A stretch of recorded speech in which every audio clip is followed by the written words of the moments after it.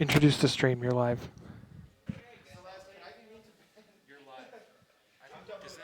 Why is this UNM Esports Counter-Strike 2 matchup between UNM Cherry and the Vandals? Hello, everyone. I'm Abby. Thank you so much for having me here. Also known as iBait. Before we start, I just want to let you guys know I have never played Counter Strike, so I do apologize in advance if I get certain terminology wrong. I'm just here to fill up the silence and stuff. But yeah, looking forward to how this game turns out. And you? Yeah, I'm Richard, also known as Rickamer, and I'm excited to commentate this game after I watched a crushing defeat in the grand finals last semester. It looks like we're just gonna get right into it. Yeah, this is what you mentioned about the knife segment. It looks like we are just straight into the match. It looks like the Vandals are gonna be starting on the CT side of the map, and UNM Cherry is gonna be starting on the T side. See, the bomb's already gone down, and it's now time for the CTs to retake, and it looks like they will take all of us down, and they will be able to secure the first round of the match. Can you hear anything? Yeah, me neither. We're not even sure if the audio is being picked up.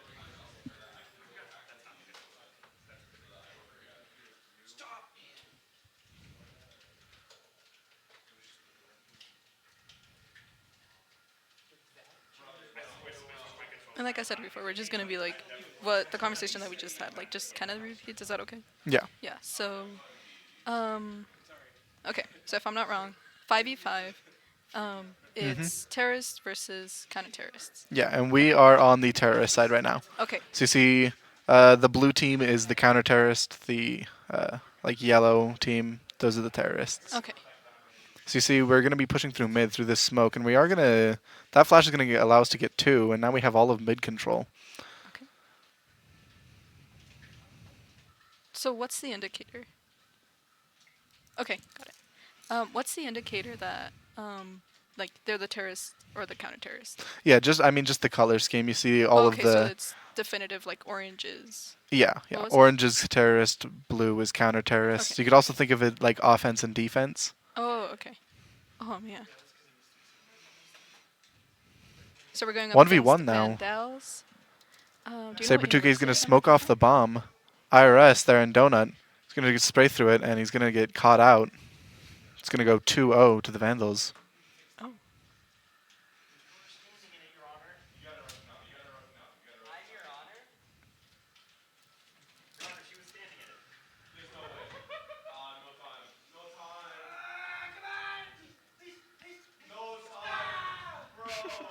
And you did mention this is a gambling game, right? Yeah, there's you see all these skins that they have, like this knife skin. You don't have that by default. Oh.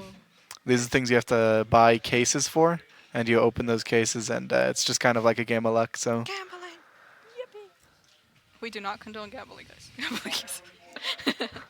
um, so, do you by chance know what school Vandals is from? Oh, yeah, Idaho, right? yeah, Okay. Saber 2K just pushing up. He's gonna pick one out, but he's gonna get caught out.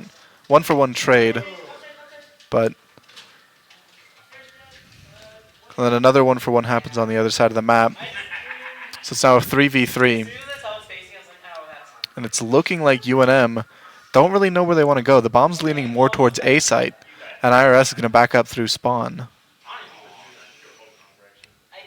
The bomb's currently just outside of mid, waiting for IRS to regroup.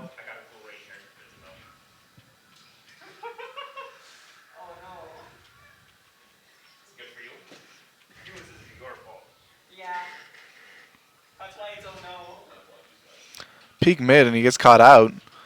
That was just a 3v1, and you can see UNM off of that pick. They're just going to go straight to B because they know this last guy's A. Bomb's going to get planted down. And UNM are going to settle into a post plant.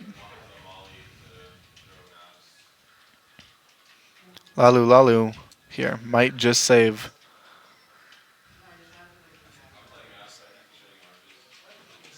I cannot imagine the pressure that they're going through. It's like trying to get between like the tight corners to get a good hit. Oh my god. Yeah, looks like he will just save his rifle and hope that the Vandals with that rifle can make something happen next round. 2-1 in favor of the Vandals.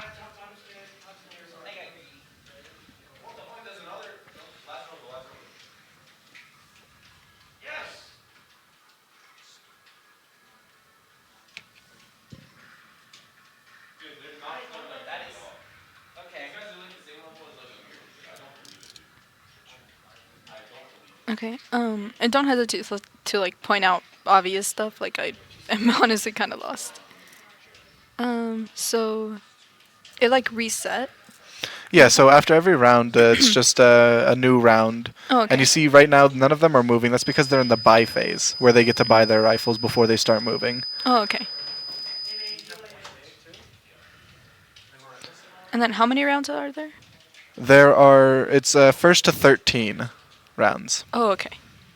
And they will switch after just 12. So as you can see, UNM Cherry, they have a complete buy. Everyone has a rifle. IRS is going to get taken out despite that. And Vandals on a bit of a save. They've got 2 pistols and a rifle they've saved, as well as a rifle they've now bought. And then an SMG.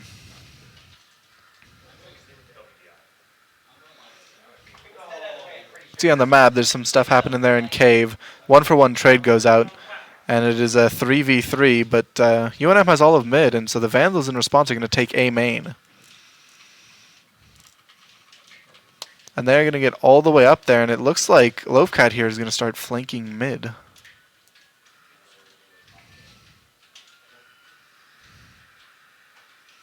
Saber 2K still sees nothing on B.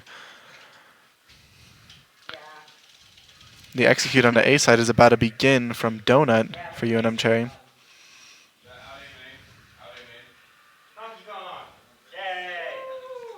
One-for-one trade on site. Do they know that the guy's Donut? It looks like they don't. And Pangolin gets caught out by Loafcat. Saber 2K now 2v1. And takes out Glubert.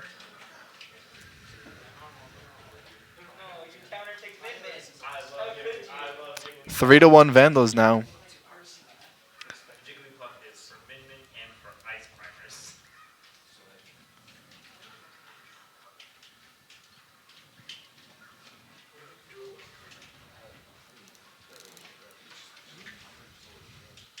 So is this a score right here?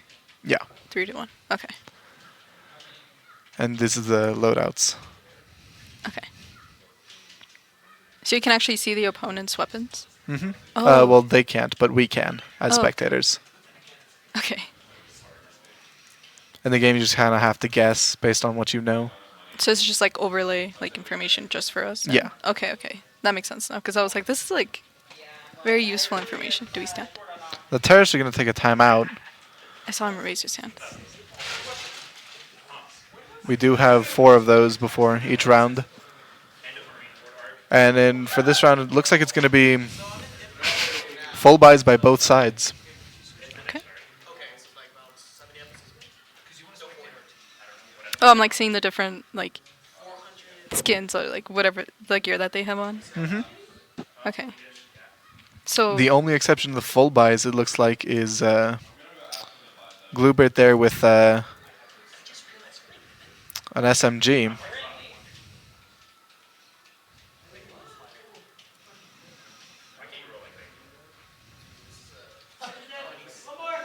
UNM starts by taking mid control, and they're going to get that successfully.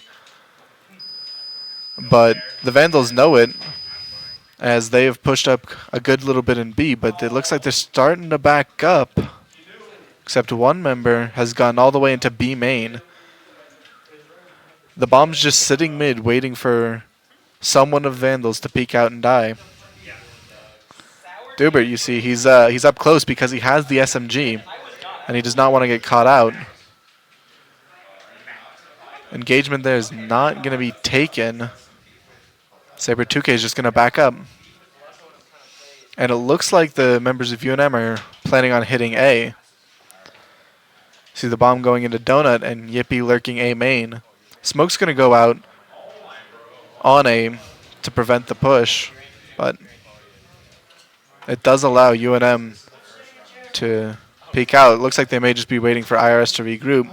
And you see that 4 members of Vandals have had time to group here because of the silence that has been made with Lurk on B. Trades go out, the execute starts, and it's a 3v2 in favor of UNM. Do they know that one is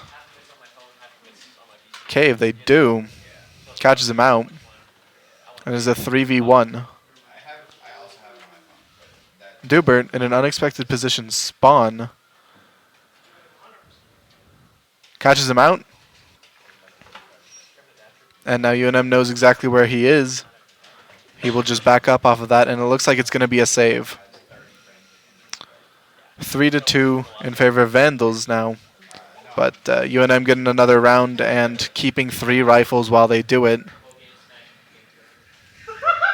So yeah, that puts us in a good position.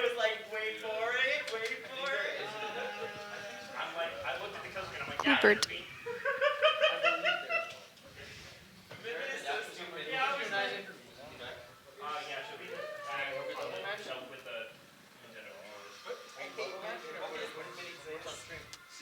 Now we'll have to see what the Vandals have to do with their buy, because this is the second time they've only managed to save 1 rifle, and it looks like they're not really able to full buy.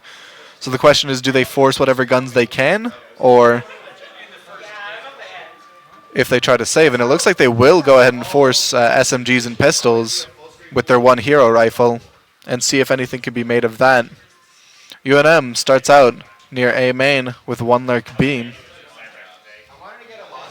And Vandals open 2A, 3B. Flash goes out. It's not going to catch anyone out. Yippee here just trying to lurk and see if he can maybe make noise. He gets spotted out. And instead of backing up, he is pushing further. He gets 1. Incredible. On the other side of the map, IRS gets a 2K. And the A execute starts with nobody here. They finally take out Yippee, but it's too late. It's a 3v2, and both members of Vandals are on the wrong site.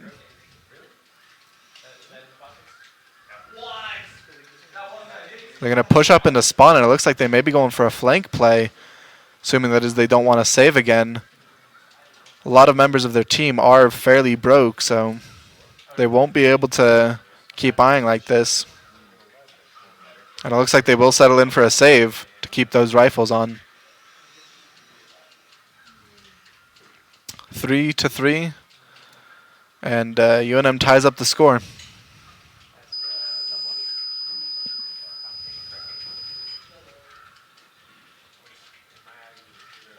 They're trying to find him out, but no kills are going to go through here.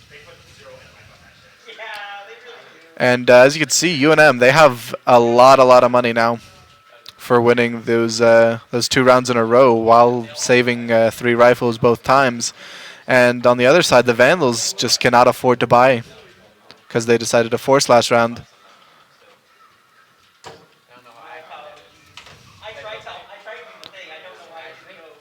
Four members of UNM are going to be going towards A again.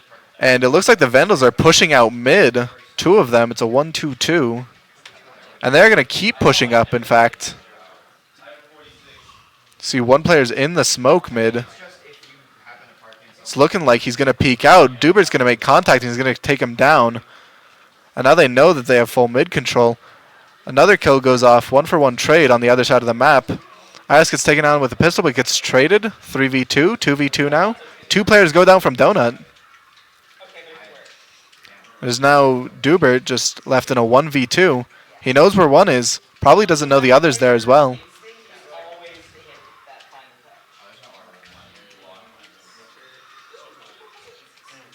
Going to check spawn. He's not going to spot anyone out there. It's just so scary. It's like watching. And he gets double peeked and taken out. Wow, incredible. It's like watching a horror movie where it's like you can see it, but it's oh my god. 4-3 now. Okay. All right, we have this. We got this.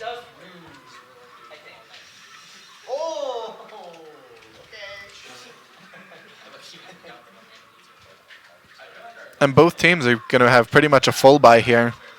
UNM once again sending 4 players over to the A side of the map, except 3 of them are going to go mid, and they're going to leave the bomb there.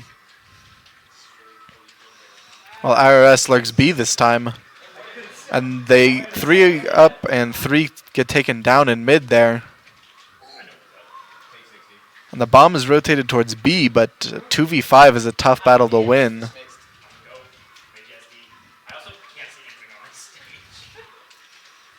Takes down 1, but Oh, oh no. and it We apologize. looks like the game might have crashed. Technical difficulties.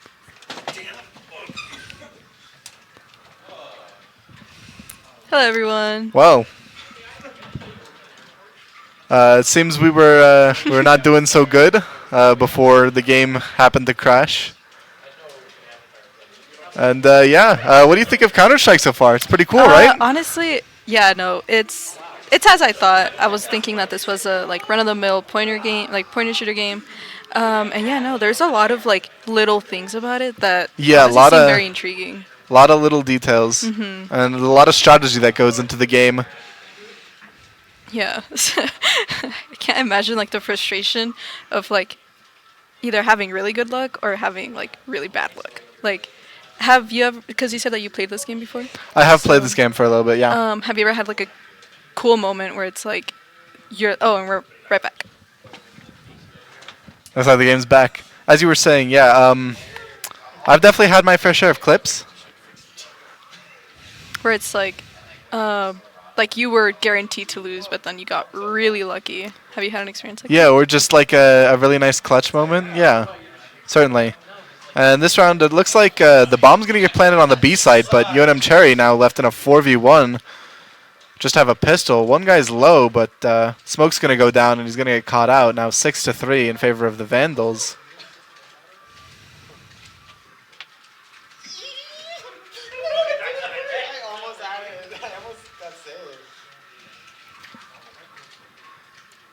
And now UNM's still able to buy, but the Vandals now are the ones who have a lot of money behind them.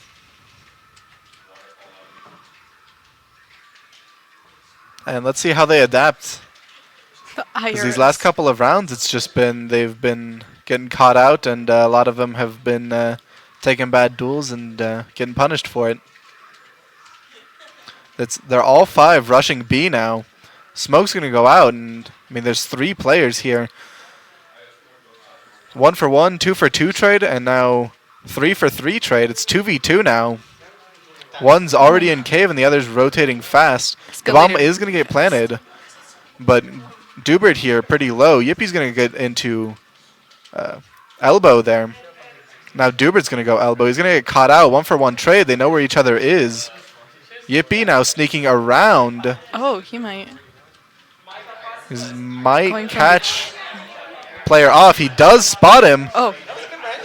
And he's going to spray through the smoke and take him down. Incredible. Wow. Very nicely played by Yippie there. 4-6. Yeah, like being caught from like the back. Really huge disadvantage. For sure. Yeah, pushing through the smoke there into CT was very, very nice. Instead of just playing like a passive position on site or in cave, where he could get caught out pretty easily. So if one team stays in a group, it's like high risk, high reward. Yeah, pretty much. We could see that there might be a cave fight here. IRS is going to take one out. Meanwhile, on the other side of the map, I believe that was Yippie with the op. Oh. And then Gluber gets caught out in A main. Is not able to get traded by Dubert. But 4v3 now in favor of UNM. Yippie still with this op, just holding down mid.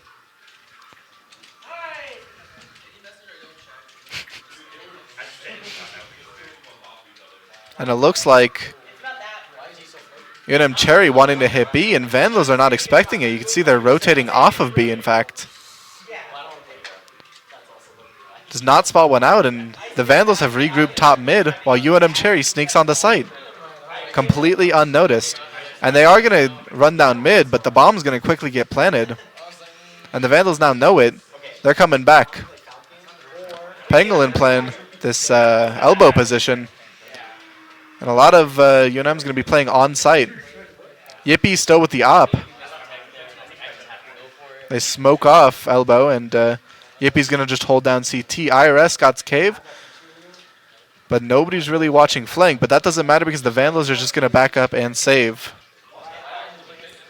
Which makes sense. They have an op and a rifle this time.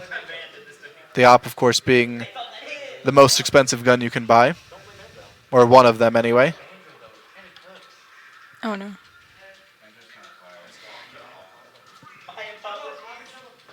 Okay, and we're right. And it looks like the game's going to crash again. Very Yeah, close. unfortunate. We were just not meant to see our team win today. Yeah. So It's when we really, started really doing good, unfortunate, it all goes but down. it happens to the best of us, and I mean the best of us. Yeah, no. So So- that was a really good play. Like. Yeah, I just mean, happened. that play where Incredible. Yippee wrapped around and got the guy on side, that was a really good play, I think. And, yeah, I mean, what do you think?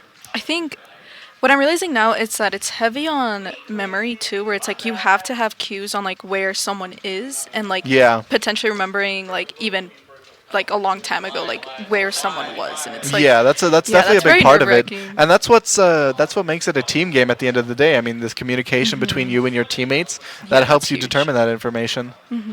I wonder what like call outs they have for one another. Do you know any? Like Well, I mean, they have like callouts for basically every location that you can be on the map, or like Yeah, you where can they even, were like, certain last, where letters. they are probably gonna be. Just, I mean, they have it for locations, they have it for buys. There's callouts for everything in this game. is there like a unique call out? That's like Um, rarely said, but I mean, important. just some of the callouts for positions can have pretty funny names. I know there's one banana on Inferno, or And we're right back. something like that. But I mean, there's also callouts common to pretty much everything. You can see that as we go back to this game, UNM Cherry have lost the bomb on B site. They do not have control of the bomb. 2v3. Yippee with an op still. This is looking like a... Now Yippee going cave for some reason. The op is not exactly looking for his gun.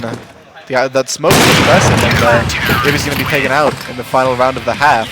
7-5 now as we switch sides. So now UNM Cherry is going to be on the CT side, and Vandals are going to be on T side.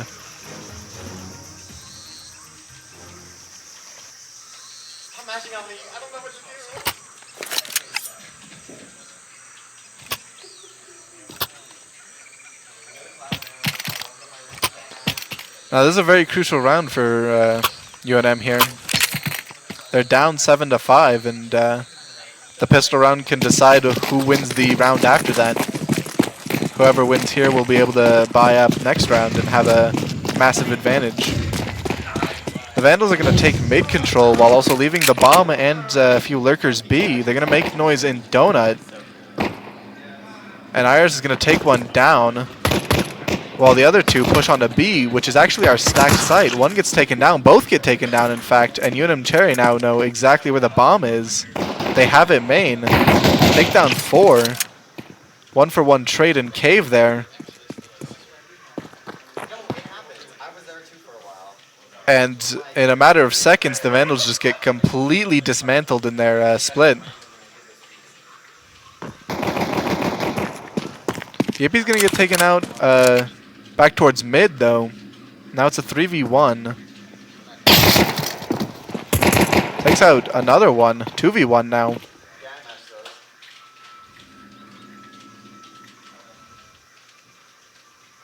Now you can see they're playing off of each other's contact. Bluebird not going to be able to get the trade, but IRS takes him down regardless, and it is now 6-7 in favor of Vandals.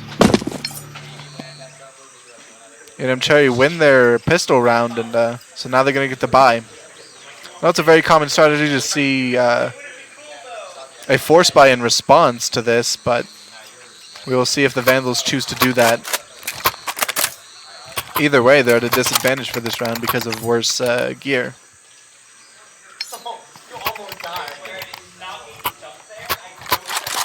And as you mentioned, like getting kills with knives is very difficult, right? But Yeah, it's, like, getting a knife highly kill is pretty difficult, but if you get up behind someone and you can knife them in the back, and that's a one shot. Oh. So But it is like incredibly risky. Oh my god. yeah, because you got to get behind them without them Yeah. noticing, You have and to then approach. Oh my god. you got to Yeah, actually just might as well use your pull gun it at off. that point. Yeah. But what's the difference with like how much money you get? I'm not sure the exact values, but I know it's considerably more for the knives. Getting a kill with a gun just rewards you like a few hundred, but a knife kill I think is somewhere in the thousands. Really? Okay, Yeah. so it's actually worth it. Yeah, if you can get it off, it's certainly worth it too, but it's not very easy to get off. Have you ever pulled it off? I have not. I feel like I'm in church. Right. The priest is here. Alright. Yeah, it seems the game does not really like cooperating with us too well. Could it be the servers themselves, or Um, I wonder what it could might be. It might just be like some of the settings we have Yeah. on our computers okay. over here.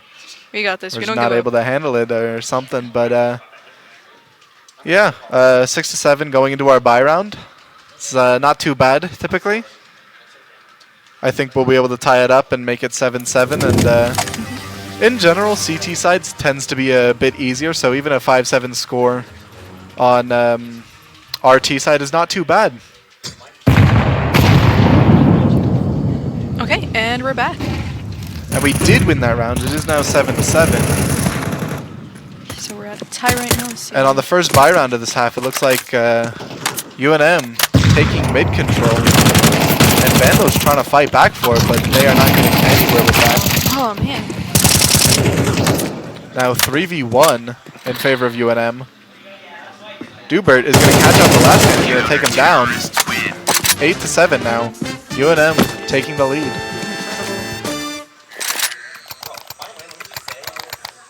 Yeah, no, like the stream doesn't want to see them win. Like, oh, we're winning. Here you go. Have a crash. Yeah, they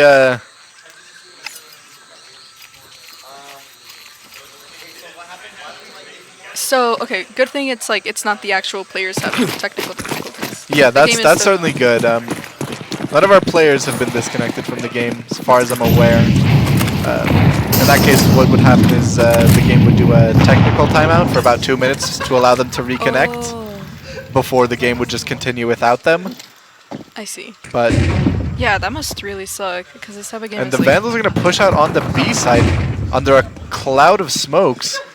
It's going to be a 1-for-1 trade now. UNM takes out another one as the plank goes down. 3-for-3 though. He spots one on site. He is a bit trapped there. He's going to molly that out, forcing him to peek. Spots him out. Doesn't get him though. Iris gets taken down, and now it's 1v2. so right there. Bluebird left on 5 HP, not looking very likely to win this round. And so he's going to pick up an AK and run. Better to save that AK. And the Vandals are more than willing to oblige in saving their rifles as well. Of course, they don't know that he's on 5 HP. That picture's so funny.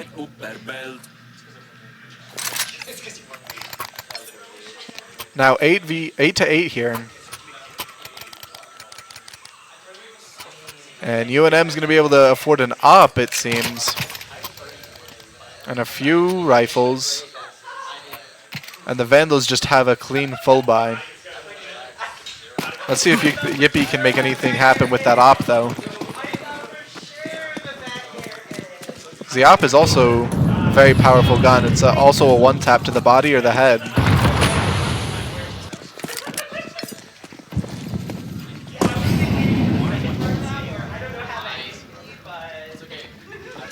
Vandals look like they're taking mid control. But are they aware that the op is stationed donut? Seems they could be aware of the possibility and they don't want to push up too far. They're just lying in wait. They have one lurking back far B. One's pushing up into cave. one back A main, and then two mid with the bomb. And so far, nothing has happened. They look like they're about to peek the op. Yippee picks one off with the op and just backs up because he gets flashed. Now they're aware that they're in donut. Pangolin here too. But is he aware that someone's coming A main? Looks like Yippie's going to get off of site, and Pangolin with his 5-7 is just going to get taken down. 4v4 now. But the op peering deep into the A site picks one off as he crosses onto site, and he backs up to cave instead. The bomb is going to go down. Duber's going to take one out. And the retake begins. Duber's going to get stuck on the other side of a molly, so he'll smoke it off. And the other two players go down. 9-8 for UNM. Wow, well played. Successful retake. And It's so odd that there's like simplicity to this game, but it could easily get complicated. yeah, definitely. Yes. Like on its surface, it seems like just point and click and defuse the bomb. But yeah, there's a lot of strategy that goes into it. There's a lot of knowing utility, and there's a lot of game sense and experience that goes into it. Vandals now, they have one in spawn. It looks like they're gonna flash for an a mid hit, and they will grab the bomb. That util's gonna go out, and the Vandals are gonna wide swing out into mid, and they're leaning more towards a B hit. I wonder if it's going to be a B split through mid, or if they're just going to go up to cave instead. At first, I didn't understand the back and forth. I was like, are they shivering? Yippee takes one out with his off, Oh, and he spots out another, who will back up. Got two players now in cave. Are UNM aware of the possibility? Seems they've got one person looking there. Dubert here just watching the push out of the smoke. Yippee with his op also watching cave. And the execute's going to start. Yippie's going to pick one off.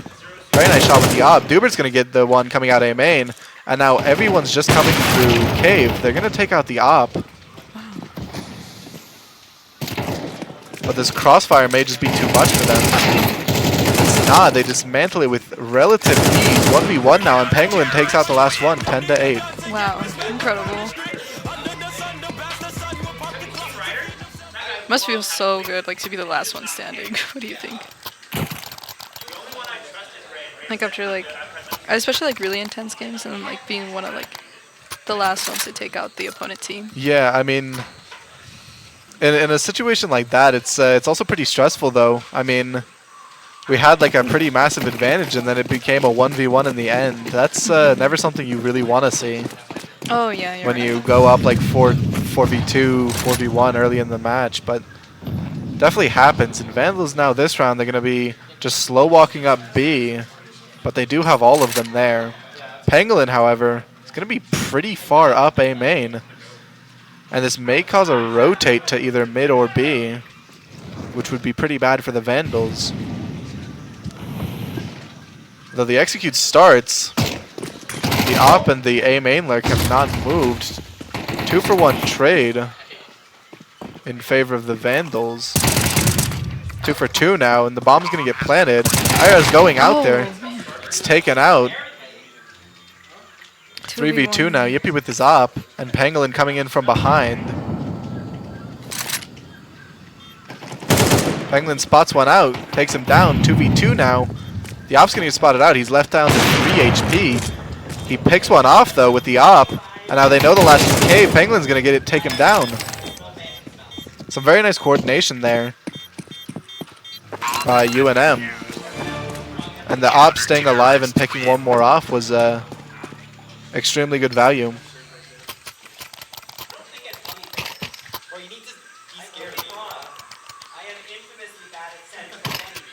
Yeah, I jumped at you. 11-8 now, and UNM and the Vandals both are going to be able to have a full buy here. We have a very interesting round with everybody on the best equipment they can have. Round starts and Penguin seems unsure where he wants to go, but he ends up going mid. UNM's going to have 2 mid and 3 B, but those mid players are, well, one of them anyway is going to rotate over to A. No, both of them are going to rotate. Yeah, UNM does not seem very decisive on what they want to do. Yippee is able to take one out, but he gets shot from behind in mid. It's now a 4v3. And UNM Cherry going to be rotating over to the B site. That's where they saw the Vandals last, and it's a good read because that is where they have the bomb, and the execute starts. Bluebird takes out 2, though. 2. Trying to get on the site. Now left on 6 HP.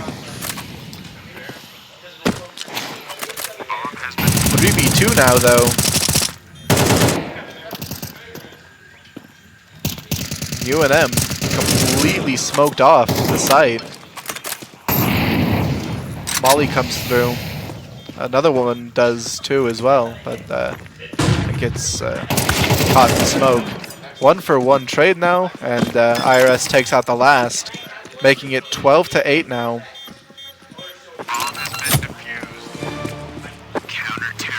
Yeah, that was a very nice 2K by Gloober.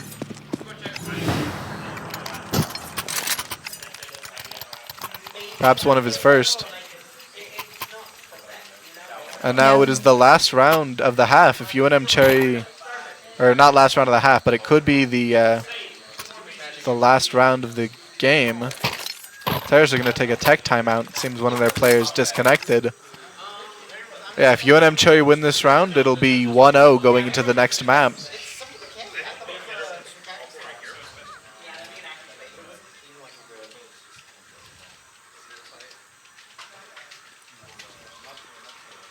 Yeah, and last round they started off with really good weapons, correct? I'd assume the Vandals are going to have to buy here. They cannot allow UNM Cherry to just win for free. They have the money to back up a buy.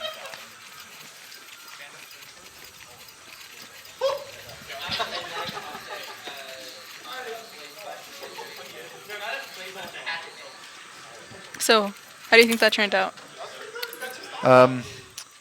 Yeah, as the terrorists take a tech timeout, I guess seems one of their players disconnected or something like that. Gonna stall for, Yeah. you said 2 minutes, right? It's, now And we're back. 12-8 going to the last round. And it looks like Vandals finally are trying to switch it up. Going A. Yippee takes one out, though. Seems they've read this play. Going A. The console appears. Rare console appearance. And it's a 1-for-1 trade. Now 4v4. Dubert, however, is all the way up mid. And it seems that the writing's on the walls, and UNM knows that it's an A hit. 3v2 now, though. It's going to be pretty tricky for UNM to retake this. Dubert just runs in there, takes one down. Not able to get traded. Glubert here in CT. Seems both other players are looking straight at this. He's not able to take the other one out. It is now 12-9. Yeah, it was a really tricky position as there was 2 right after the corner.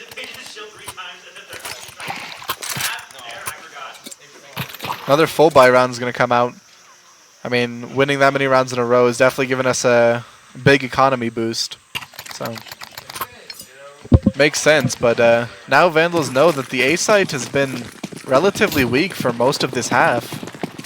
And it continues to be that way. UNM's just sending 3 out mid and 2 to defend B. Dubert now in cave, probably about to take contact unless Yippee does it first. He does, he picks one off. Peaks, not able, Dubert's not able to get the other, but he is able to get him very, very low. 25 HP now on the other. We still have an anchor B. and 3 people mid.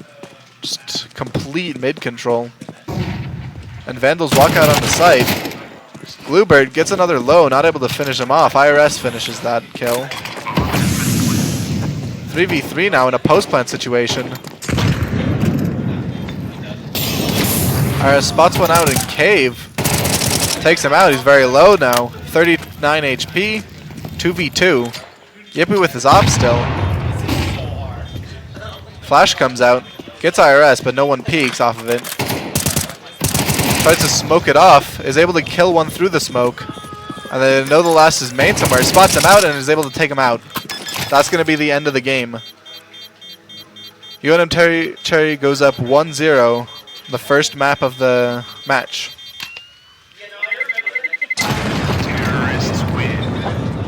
Never mind. They did not do that. The defuse was not able to go off in time. Oh man. Yeah, I was like, why did he blow up? And so the bomb went off. It is now 12-10. Okay. So is this like considered overtime or? This is still just normal play. It will okay. be in overtime if it goes to 12-12. Oh, so if there's obviously Yeah. if there's a tie. Okay. So it's not okay. Yeah, I had it confused. I thought it was like after you hit like a certain point. Yeah, without the ability to hear the bomb, it's kind of hard to tell when it's about to go off and when it's not. But So close yet so far.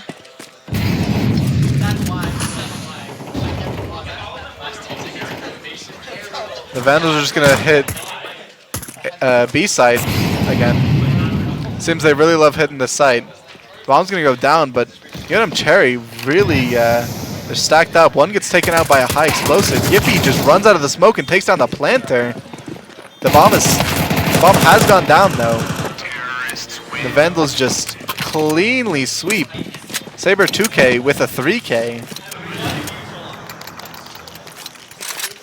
To bring it to 12-11. The last round of regulation. Either UNM Cherry wins it or we're going to overtime. Will there be a last minute comeback for them, or are we gonna take this one? What do you think? Full buys by both teams. And the Vandals look like they're going to send all 5 over towards the A side. Probably have one lurk mid. UNM Cherry responds in kind. Have 3 people mid. One's going to back up and go to B though. There's nobody on the A side of the map. Do the Vandals know this? Will they be able to figure it out? The mid players rotate over to Donut and are now on A. But IRS does not. He sees some nades come out and he sees the execute. Penguin gets taken down. And the bomb's going to go down on the A side of map. You see UNM quickly rotating. 5v4 though in a post plant. IRS does not take one out.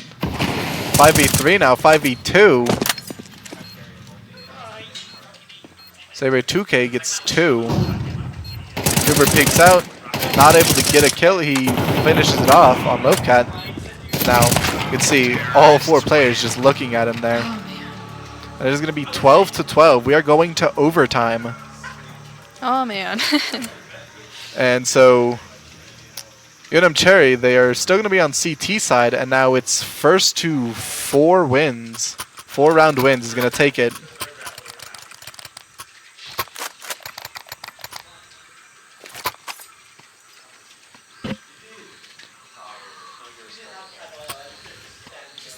But now both teams start with 10K, so they're always able to afford whatever they want in a round.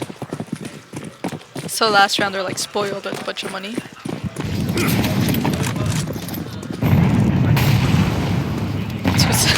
So it like I'm not sure if like a lot of action there mid. I know the Vandals end up going up. It's now 4v2. Yippee holding this with his op. Not able to take one out. Still not able to take him out.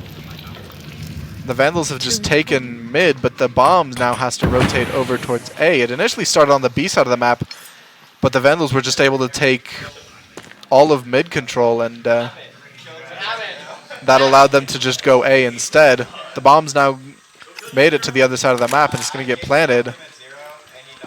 Very rough spot for UNM here, 4v2 in a post-plant situation. Two players are a bit low, though. Molly's going to go out just for additional stall. And they both get shot from behind.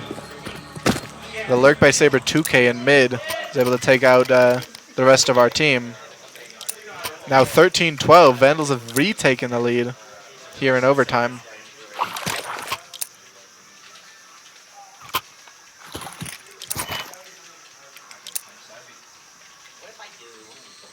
The console makes an appearance again. And we see Vandals, they've done this before. They've sending 2 people mid, 2 people main with 1 behind to throw util, but UNM Cherry now has 3 mid to counter this. Dubert playing cave again. And Yippie's going to take one out. Trade's going to go through, and at the end of it, the Vandals are going to come out with no players left alive. 13-13.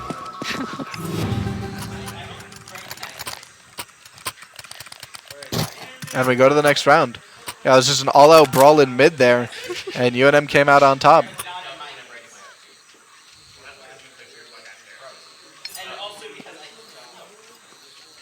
I can't imagine like the mood swings of like winning and then like suddenly losing and then winning again and then oh my god. Yeah, I mean, Oh man. these rounds can change in a matter of a second. And Vandals are now sending 4 players A and 1 to lurk mid.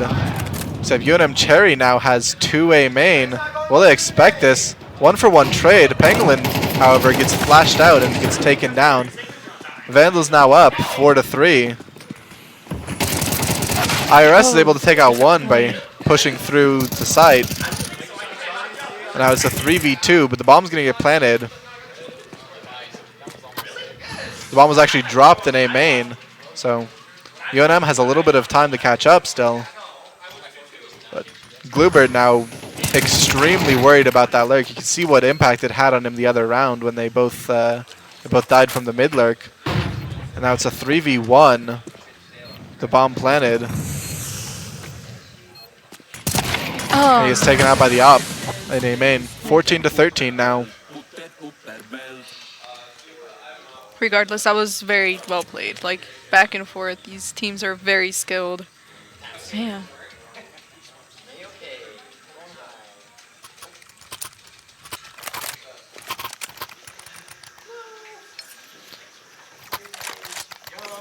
Okay, and now we switch sides. It's been 3 rounds. So now UNM is going to be back on T side. The Vandals are going to be on CT side.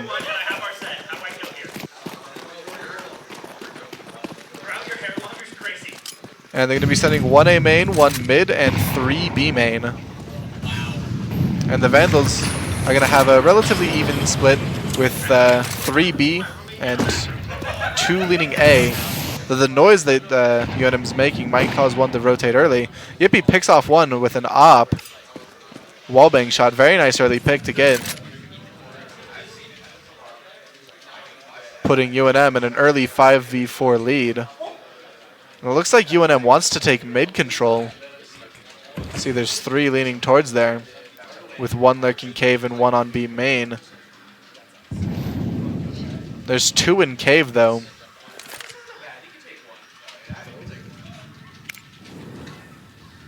One's on an off angle with an op. Pangolin peeks this. There's a good chance he will just get shot.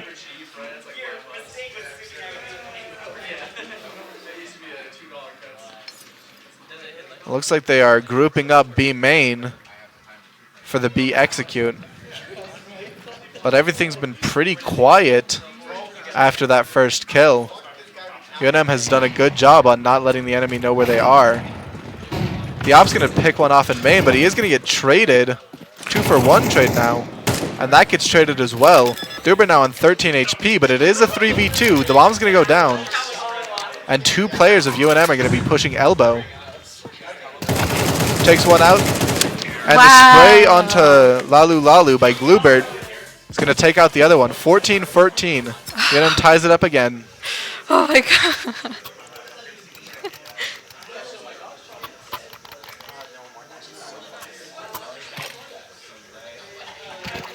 So this game does not let you get comfortable. Like if you think you're winning, like Yeah, don't I get mean comfortable. these rounds they switch very very quickly. I mean you can never get too complacent because you're playing against real people, and they will take anything that you give them. Bomb's gonna get dropped outside of B main, and the Vandals have 3 B, but so do UNM, and just 2 lurks otherwise.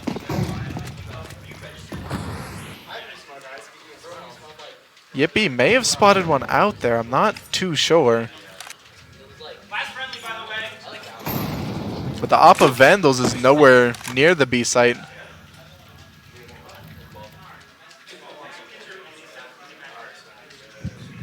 And they're just playing it slow, seeing if either team is going to make a mistake.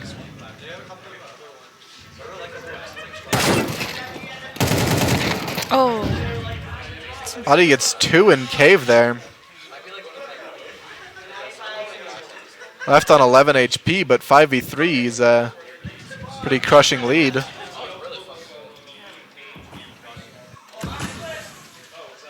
Durbert's looking like he wants to peek that and get revenge for his fallen teammates, but... And he does. Takes him out cleanly, now 4v3. The only thing of note is that there's a lurk very far up mid for UNM. That could definitely cut off rotates from B to A, and A is where it looks like we will be going. Yippee just kind of full running in. The lurk gets taken out though.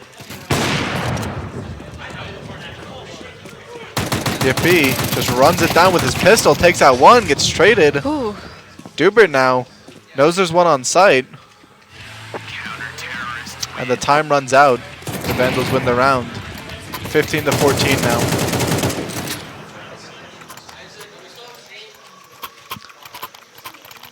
So we're now in the last round of the first overtime. UNM Cherry needs to win this to bring it to OT2. Otherwise the game will end right here. Let's see what they do.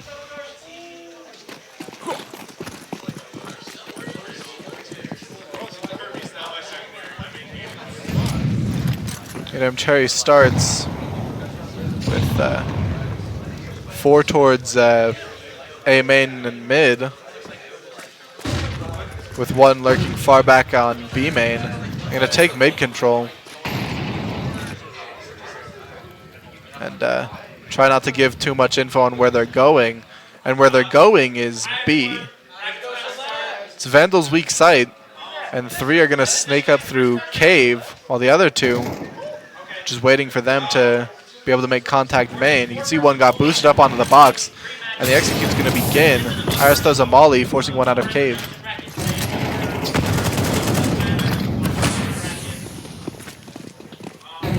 UNM takes out 2 on their entry and another one with an op. Now 5v3 and a post plant. 1 gets traded back. Now 4v2 for UNM. They take 1 out trying to peek through the smoke. They see another one and he gets 1 tap through that smoke. Now 15-15. We are going to the second overtime. So once again, first to 4 matches. First to 4 rounds, I guess.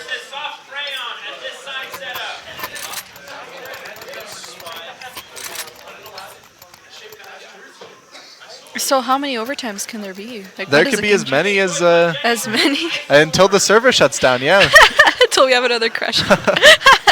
pretty much. Oh man. The round's gonna start, and seems UNM sending all of their players towards A main. They're looking for a fast A execute. And this is definitely quite a shift in tempo from what they have had. They spot 1 out cave. There's only 2 players here, though. Durber gets taken out by the op, and they are not able to get that trade. He backs up into the smoke. You see, though, that the trade-off is that Vandals are going to have the rest of the map. So UNM pushes into Donut, and they have a pretty nasty crossfire here. They take out 3, and they bring this round deficit into to a 3v1. Now 1v2 for UNM. The bomb is still planted. Glubert's in a nice position here on Donut. He's not able to catch him out. Yippee with the op shows why he has the op. Hits an absolutely insane flick to win UNM the round. 16-15 now. How long is this going to take?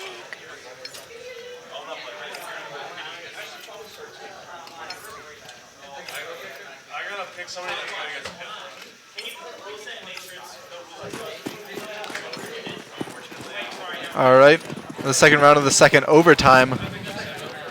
Seems UNM wants to hit B fast now. See them running up, but they get slowed down by a molly. It looks like they might just gonna settle into like a slower game. Now they're gonna contact up B. Don't spot out anyone yet. They are out on site. Flash goes out. It might be a team flash though, and it gets UNM taken out pretty swiftly. Now 4v1, 3v1, and gets traded. Now 16-16. Game is once again tied.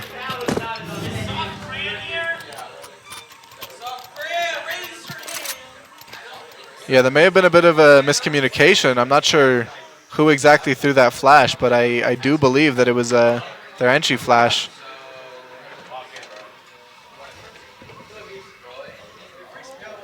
And we're going to be going into the third round of the second overtime, tied 16-16. I mean, overtimes don't happen often, and second overtime certainly even less. Really? Though Yeah, I the was about to fastest ask or the about that. longest ever Counter-Strike match, I believe, lasted until the score was some like 32-20 or something, 29 or something How like many that. hours is that? Oh That my was like a good 3-hour match.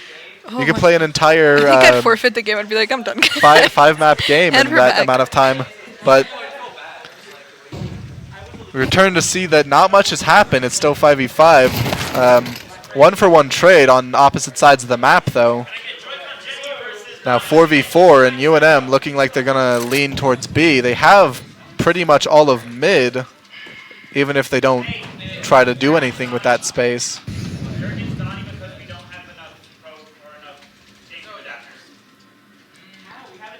And now they're going to try to split B through Cave in main. Audi once again takes down 2 in Cave. He's just, he's the menace there. And it's just yet B with the op in a 1v4. Takes out 1. But now they know exactly where he is. It's the only problem. Bomb's going to get planted, but he's going to get peeked right away. And it is 17-16.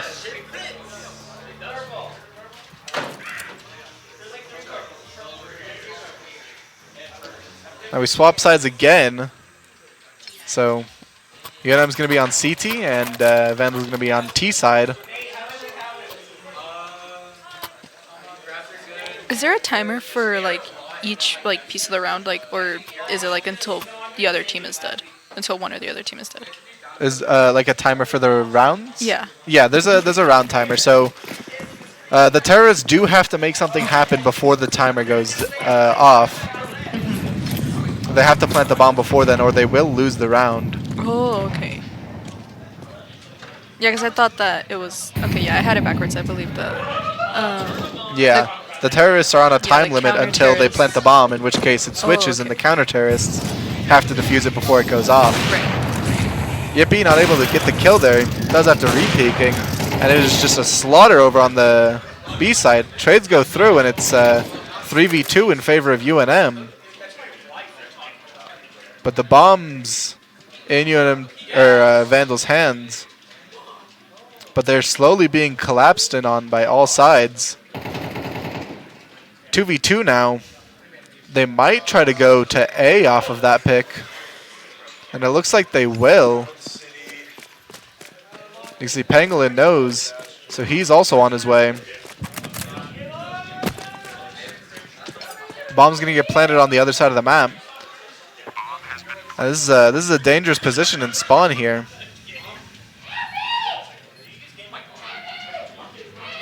But Pangolin spots out no one on site.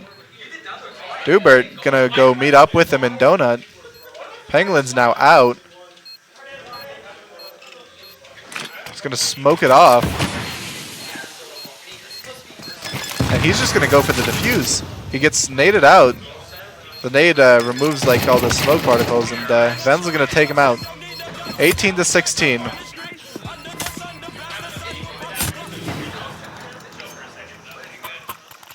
UNM Cherry needs to get 2 here in order to stay in it. Let's see what they do. Something's got to change with their defense.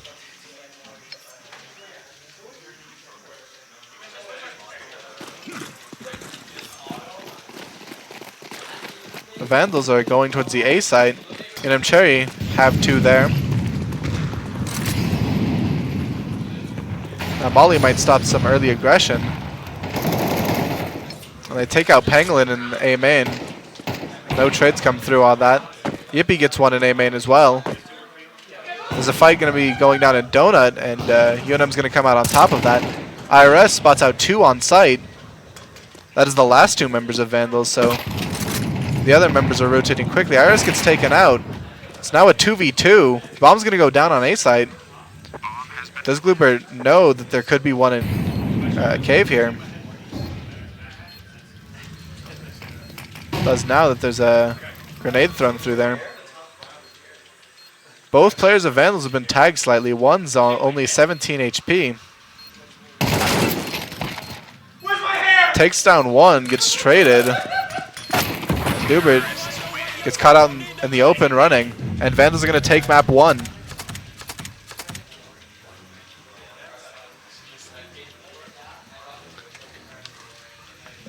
Oh, excellent game. Very well much, fought, but yeah. in the end we were not able to take out their offense. Yeah, But we're able to bring it to second overtime, but just wasn't enough, unfortunately. How do you feel that game went?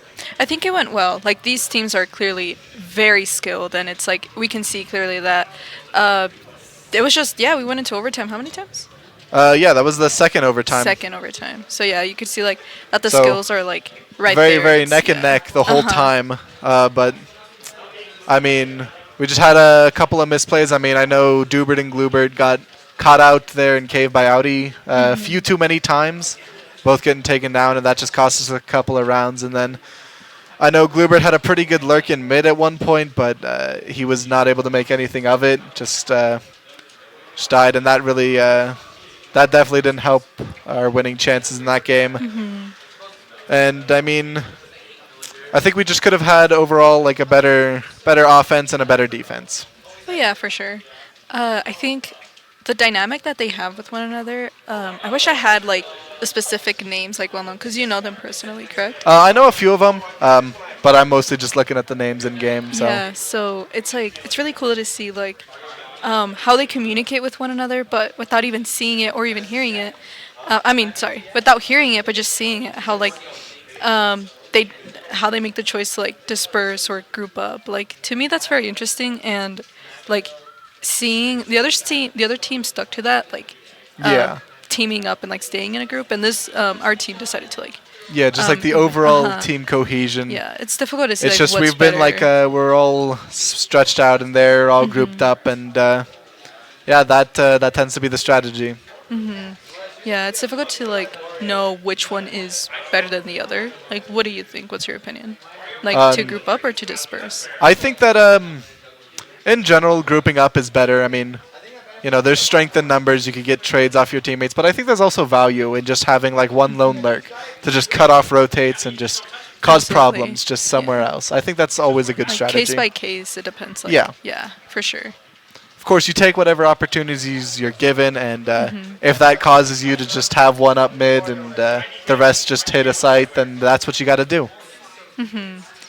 Yeah, no, Counter Strike. This is, by the way, guys, this is my first impression of Counter Strike. Like, I tried to watch videos before, but I couldn't really get the grasp of it. But now seeing it, it's like very interesting. And like I said, something so simplistic becomes very complicated, and it's just like, oh my god, I can't imagine the pressure it is to Yeah, I play. mean it's definitely a lot of pressure to perform, especially if you've been playing this game for as long as some of our players have.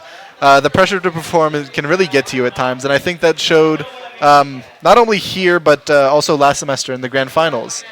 Right? Yeah, we made it to the finals, correct? Like Yeah, we went to the grand finals for our division, and we choked it. It ended up being 3-1 against NMSU, but It's okay. yeah, it was Intense game, regardless. it was I an take. intense game for sure. Oh man. Yeah, no, Counter Strike. Like I said, first impression. Honestly, very cool. I think it kind of has its own spot compared to like the other games, like point shooter games. So yeah, no, great game. Very. Yeah, a happy. great match won. I can't wait to see what's in store for the second map. Not sure which map it's gonna be yet, but we're going into this best of three down 1-0 in the first map. And then, what are the differences with certain maps? Are certain maps bigger, smaller, different? Yeah, I mean, things? there's a lot of variation. Some maps are community made, and the Oh, developers of that's the really cool. game just like added them into the map pool because they were really well liked by the community. And yeah, some maps were just made with the initial release, and they've been here for many years. I mean, over 20 years at this point. The game has been out. That's really cool. Like the players get to pick how they want to play the game, basically by making the setting. Yeah, there's like a set map pool for every like season, and it's just from those maps only for that season. So Oh, so it changes every. Oh, okay. yeah, it changes so every that now really and then. changes things. Like with, Yeah, like you can't keep with the same strategy all the time because it's like. yeah, It's yeah, just the and every nature of map it. has like these like little spots that you could be in that are really nice, and every map has its own strategy. Some maps are more T-sided, some maps are more CT-sided, but yeah, it really just depends on like the map itself. Yeah, so it evens out in your opinion, right? Like certain maps cater to like one thing, and then Yeah, certain like yeah. yeah, definitely. Oh, okay. Oh wow. Yeah, all I ever did know about Counter Strike is that it was just like heavy on gambling. But how does that? Okay, so it's just on weapons, correct? Yeah, so it's for the little skins you get. You have all the skins unlocked or like all the weapons unlocked, but if you want like skins for them, like you see all of our players Oh, here, they have like unique skins for each of their weapons. You buy what are called cases, and then you have to unlock those cases. that's what they were And throwing onto the ground, right? Something like that. I'm sorry. Like whenever they were before each round and they were like all lined up, like they were throwing stuff to the ground. Like that's. The buy menu or I think so. Yeah. yeah, so the buy menu is just where you buy all the guns in the game, and the skins are just like you can equip like specific skins for each of those guns that you can buy, and you could like change what's in your buy menu even. So yeah, there's a lot of strategy beyond just like playing the game and point and clicking. It goes it It's goes very much like what's the word? When something is like heavy math, and like you have to like be smart with it and not like overdo it on one side, but like yeah, yeah. I mean you gotta choose your loadout wisely, and definitely a lot of balance, which was not something that I expected to be heavy on like Counter Strike. Like you have to make sure that you aren't like oh, and we're back. we're back to the game. I'm seeing the cheetah We opened in print. the knife round this time. A luxury we did not get to see last time. I'm sorry.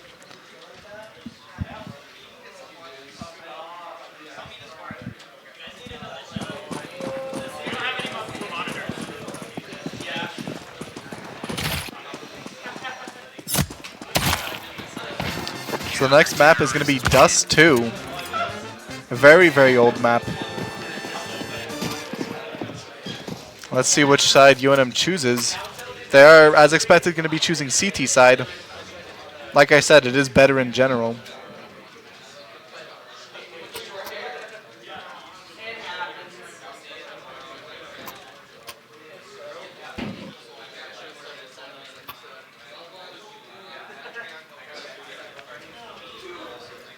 And let's see the pistol round.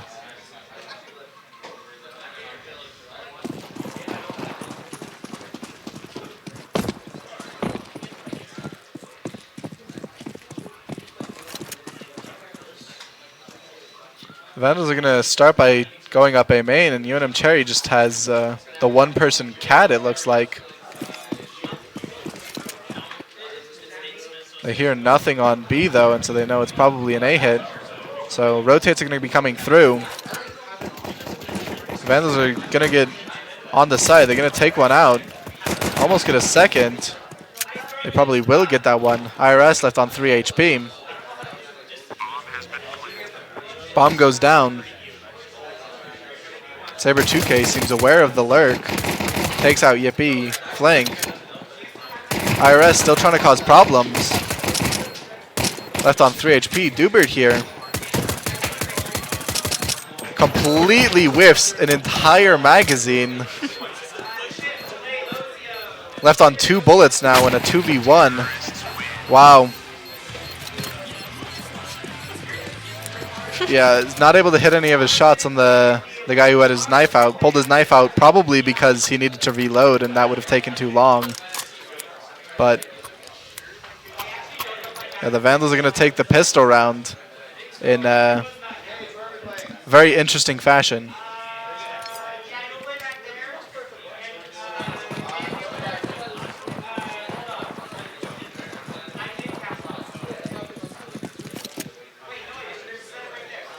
Now we see we have 4 people towards A this round.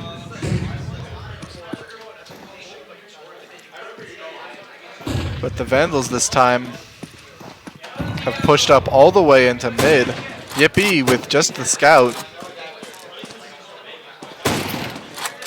Gets a tag. Gets one. A wall bang and through the smoke. Penguin spots out 2 long. Gets taken out though.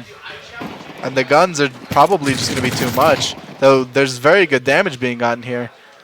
Such good damage that the game crashes. Like I said, the game just hates to see us winning. I mean, it is what it is. But yeah, I mean, we were doing really good damage up until that point. And I can't wait to see when we get back into the game, the score be 1-1. Mm-hmm. Yeah, it's like the UNM curse. Like, oh, we're winning, our systems don't work. Yeah. Oh, man. I wonder what exactly it could be. But, like, yeah, no, like you said, it's going to be a really good, at least, hopefully, really good turnout. Yeah, I mean, if nothing else, I'd hope to see that we got a good bit of damage in and took away some guns from them.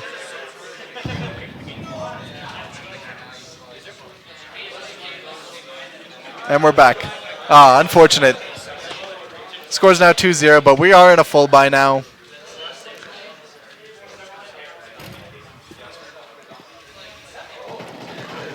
Seems there's going to be a trade on A main. Glubert in a sneaky little rat position, being a sneaky little rat. IRS takes out one, making it a 4v3.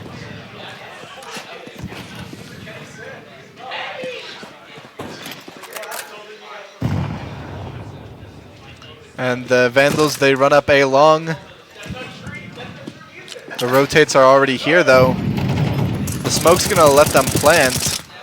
Their sprays do nothing. Iris takes out another. And the push through the smoke. Pangolin gets blinded, doesn't see the guy there. The smoke on site is just going to help UNM, and it is a slaughter on A side. 4 up, 4 down. And UNM Cherry takes the first round.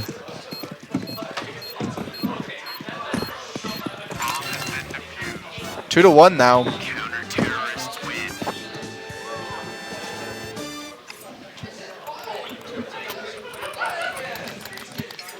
And Vandals have very split economy. They're going to muster up whatever they can buy. If that means they have a Deeg, they have a SMG, a few budget rifles, and just the 1 AK. UNM Cherry with a full buy, full util, full shields and everything.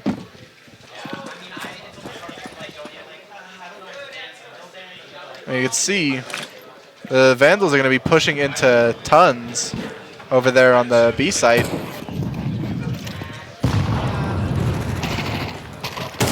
Takes out Gluber, gets traded. IRS spots one out top mid, takes him down. 2 for 2 trade, and backs up while crouched to not get caught out from tons. All three Vandals players are grouped up mid, and IRS backs up to main. 3v3 now. IRS and Duber are going to be pushing out long, but the hit is going to be on A. You see the bombs snaking through tunnels, and Pangolin left alone on site. He's going to be in for a bit of an awakening here.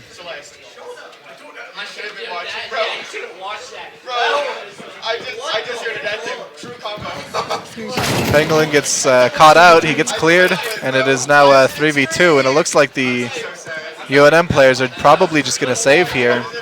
They're very, very far away from the site, and they'd rather just save their rifles and hope to buy next round.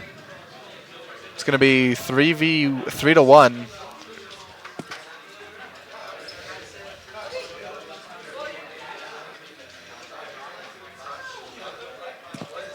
I mean, you could see how quickly that decision was made. I mean, once they saw the bomb get planted very shortly after Pangolin's death, you could see they were already thinking of where they should settle in for their save.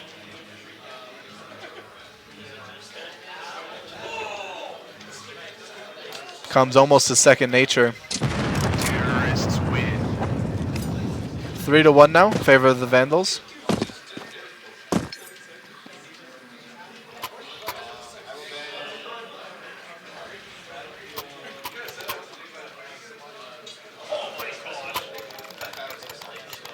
And we have another buy round thanks to those 2 rifles save, and we see that Yippee now has his op.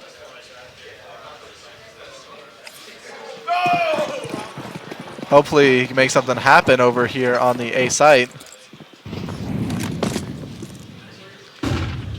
Looks like the Vandals are going to start with the 2-1-2 default.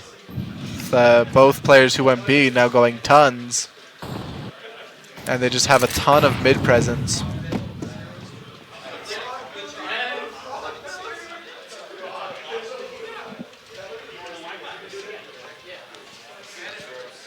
And that mid presence is very, very powerful, as you can see. It took out our client, unfortunately. Mid presence is powerful. I hope that just goes to show you that if you have mid presence, anything is possible. You can even take out your opponent's stream. So, yeah, I mean. Yeah, the UNM curse. Yeah. I wonder what it could be actually. Like, there has to be a logical explanation for this. I mean, I'd assume it's something to do with the graphic settings. Yeah. But I cannot prove that. Yeah. I have as long as the teams aren't affected. Yeah. Oh yeah. And of course we win that round because I mean.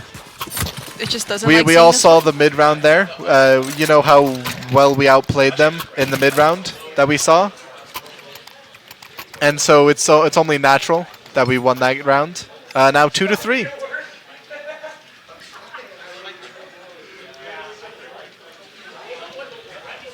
Vandals look like they're going to be forced onto a save round now. They've just got a couple of pistols and 1 SMG. And UNM has a complete full buy. Yippee with his op does guess the right site. Although Vandals are just snaking through tons. Wonder if UNM's going to be aware of the potential mid lurk. They are going to walk up through the smoke mid. And unless they're aware of this, Pangolin could get taken out. Takes out 1. Gets traded. IRS takes out 1. Yippee gets 1. Unable to get a second with his op. And he gets taken out. Backed into the corner there. Now the op is in the Vandals' hands. However, UNM Cherry finds that they have the bomb. They're going to force the Vandals to push into them, into their crosshairs, in order to retrieve it. IRS holding mid. There's no one there, though. Smoke comes out. Nade goes through. Able to find 1. Gets traded. Picks up an AK. to hopefully try and find one of the other two. Dubert spots him through the smoke and takes him out. 3-3 now.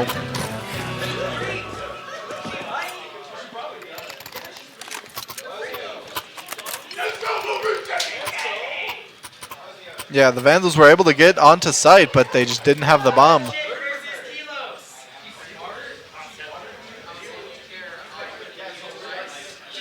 3-3 now, and it will be another full buy round from both teams.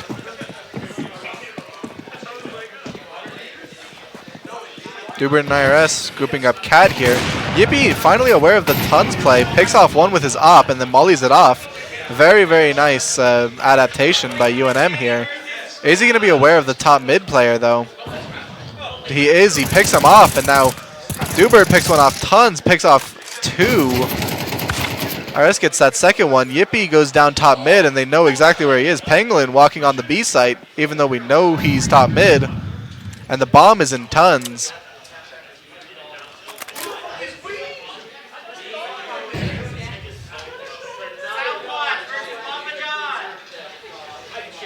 UNM has complete control of this round.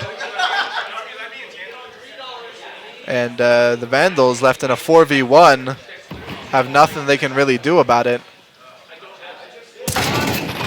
Peak's going to get one. He's going to get two. He's going to jump down into Tons. But he's going to get taken out by Pangolin. It does not look like UNM's going to be able to retrieve their op top mid, unfortunately.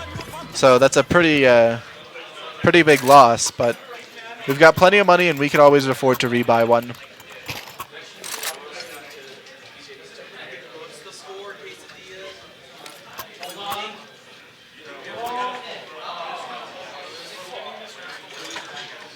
Four to 3 now. UNM takes the lead. And we see three players of UNM Cherry run it up A long, while the Vandals run it down B main.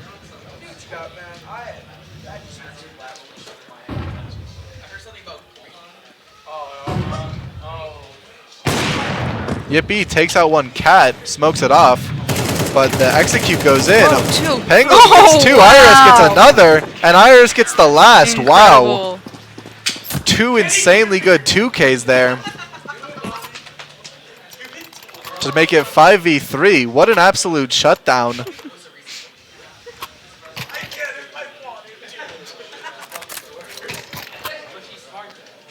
If the Vandals want B site, they're going to have to take it a little bit better.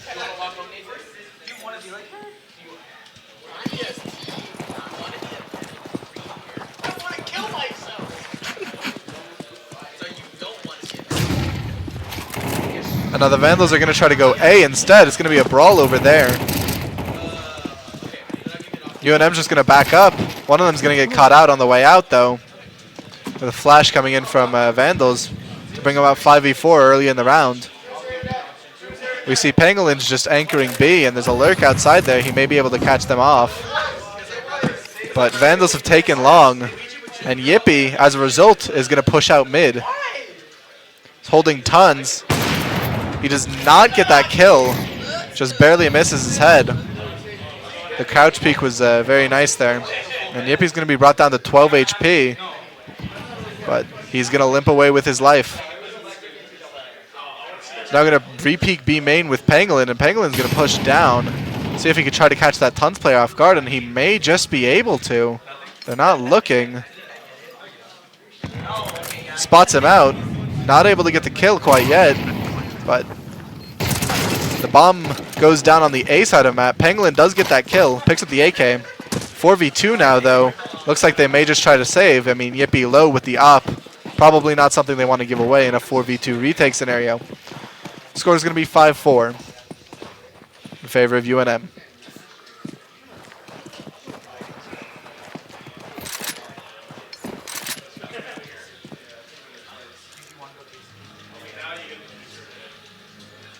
Man, 2v4 can get, these can get very, very tricky. Oh man. Yeah, I mean, especially in a retake, it's just not worth it. Yeah, you see, not the same guns. Yeah, the op's worth so much, and so is the rifle. Even if they have a lot of money, there's just very little chance they can actually push through and get that round win regardless. So 5-4 now, and both teams are once again on a full buy.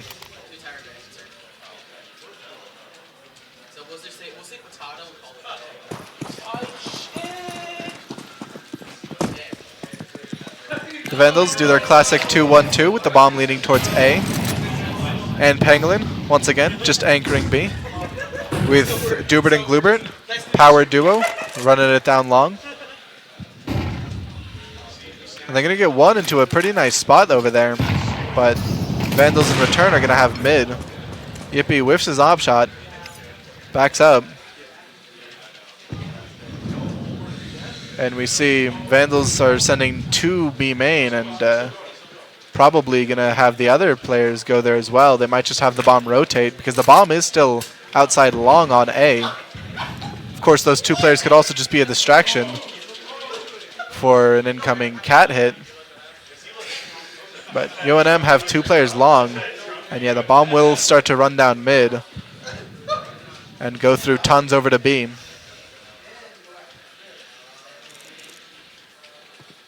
UNM's heard nothing. Gonna get shot at. Penguin's gonna go down from mid. IRS takes out 2, gets traded himself. It's 3v3 now because of that. Dubert and Glubert, are they aware of the mid lurk? They are. Dubert's not going to be able to take him down, but the trade's going to go through. Glubert gets 2. Kills the one who peeks out mid doors. Now Yippee and Glubert in a 2v1. It's taken out from mid site. No trade goes through. Oh. And Glubert gets taken out by Loafcat. From a 2v1 too. Oh man. I mean, he tried just running out there and it didn't work. Yeah. Shocking. 5v5, 5-5 now.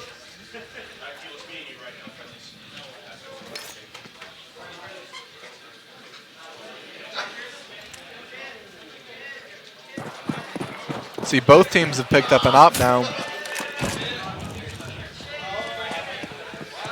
Penguin gets knocked down to 8 HP. He got shot in the leg by that op.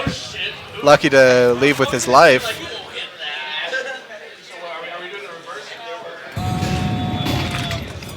The flashes come out and Penguin is just completely blind, like driving in the nighttime with these LED headlights. 4v4 now though. Ippy picks off one with his op.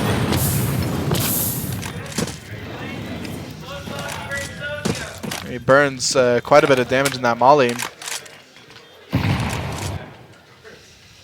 Dubert has a kill here.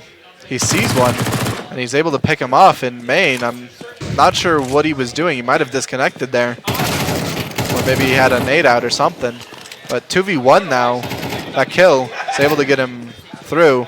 And Dubert just running it down with his SMG is able to take him out with 9 health. Good play. Wow.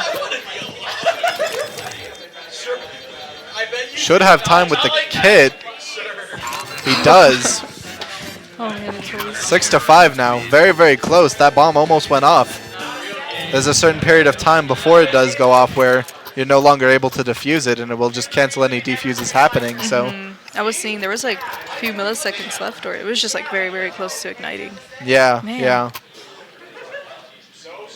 We weren't on the wrong side of that defuse again, like we were when it was 12-10 last game.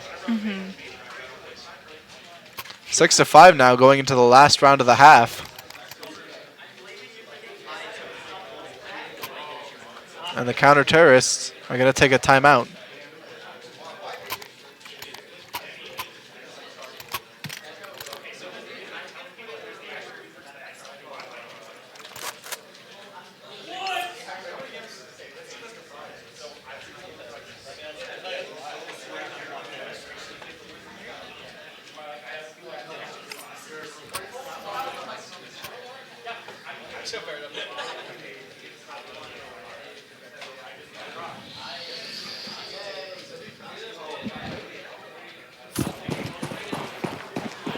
I forgot to ask, is this a best out of 3? Yeah, this is a best of 3. So if Vandals win this match, or this map, they win the whole match. Oh, okay, I see.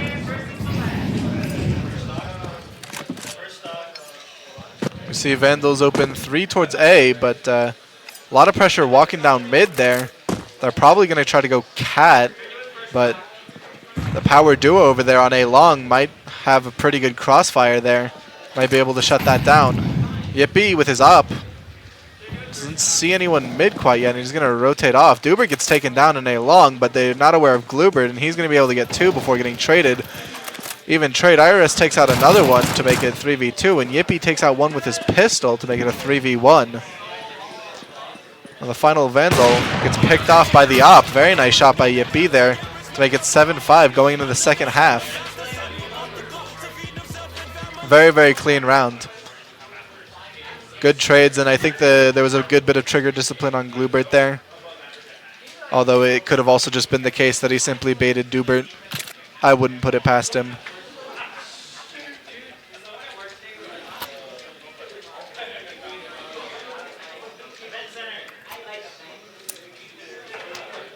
And UNM Cherry now on the T side of the map.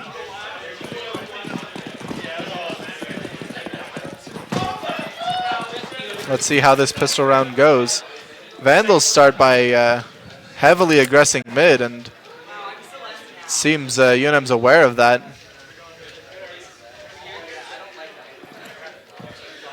Slowly peeking into a lot of them. They're going to be able to take out one. They spot out another. 1-for-1 trade. And UNM runs back. Bombs out in the open, but he's going to be able to get across. And they're going to start running it down long. The players Cat hear that. And they're going to be calling over rotates from Tons. Smokes go out, and the execute starts. They take out one on site, but they get traded for 2 instead. Getting traded back now. Puts a good stop, and the reinforcements are here. The bomb gets planted. It's now a 2v2. Pangolin takes contact. Sees one. Iris takes out the other, and Pangolin, the nice shot, is able to win the pistol round for UNM. 8-5 now. Oh, great play there.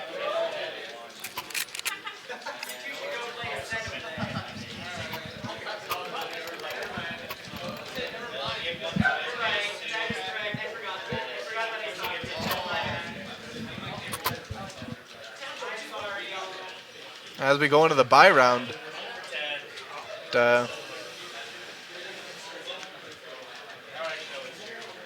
you can see there's an AK here on Pangolin's hands. Hasn't really moved a whole lot. And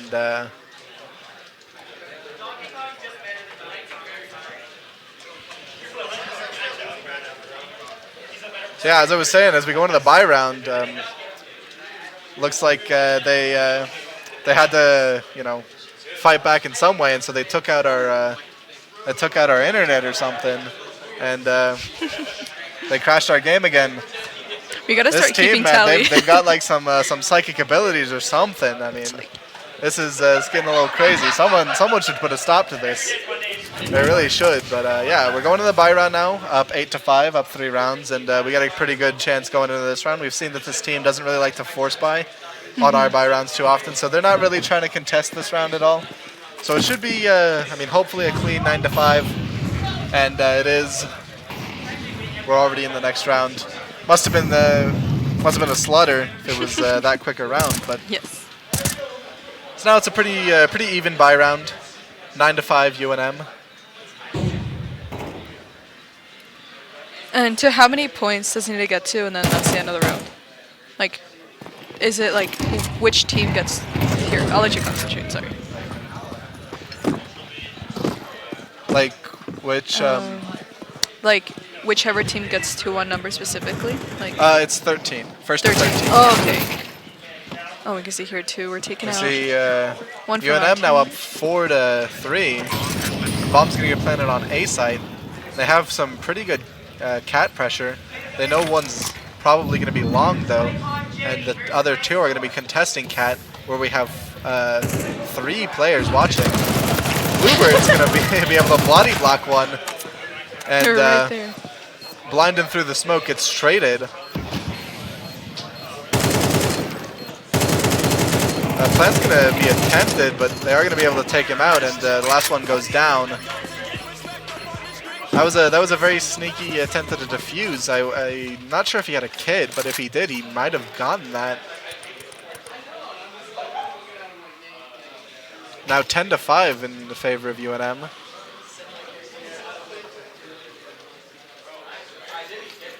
And the Vandals, once again, their economy's not looking too good.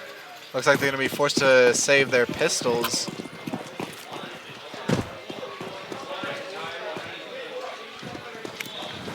And one's going to run into tons, but these pistols are just at a severe disadvantage. It's kind of surprising they choose to go B with such a close range combat things that you could take, like close range battles against the pistols, but Rupert spots one out. He's going to get traded. Or, well, not traded, but this is going to allow Dubert to get the kill there. That nade's going to do a whole lot of damage. The bomb's been dropped outside of B. 1-for-1 trade, and the pistols actually come out on top of this. UNM Cherry, it's just IRS left. All players are low, but now a 3v1. How has this managed to happen?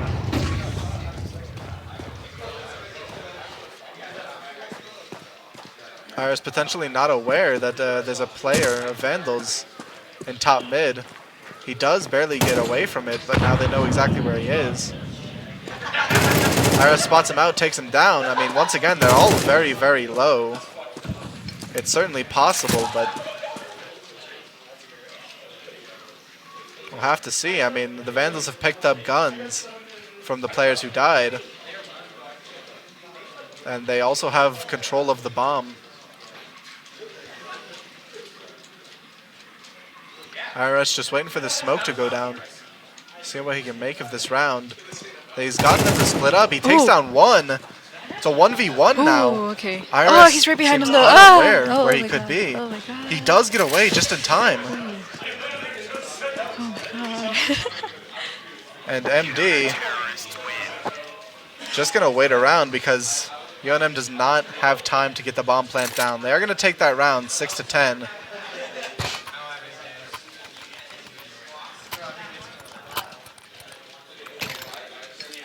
It's definitely a bit hard to see the timer, but, and by a bit hard I mean impossible. Where is the timer usually? It's usually right up there. Oh yeah. It's being covered by the best of 3. Yeah, so we don't have a clear indicator. Yeah. And UNM's going to opt to leave the bomb in spawn. Seems they want to just make space first. IRS is going to go back for it though, and he's probably going to group up with his teammate on A, as they have 3 grouped up in tunnels.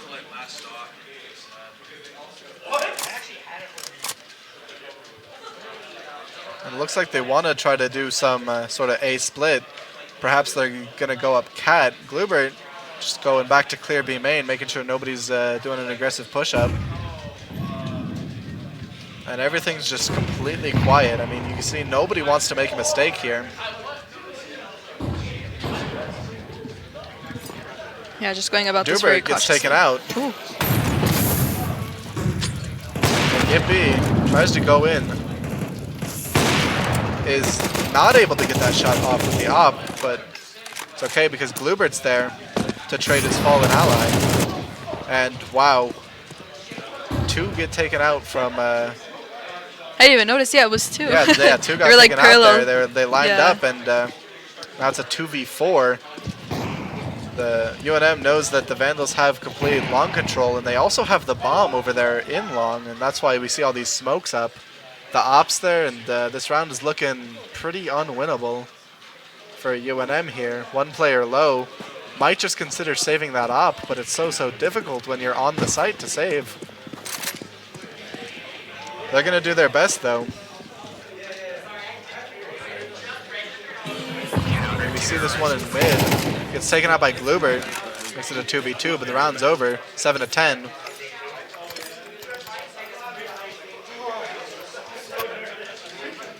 UNM is able to save the op and a rifle.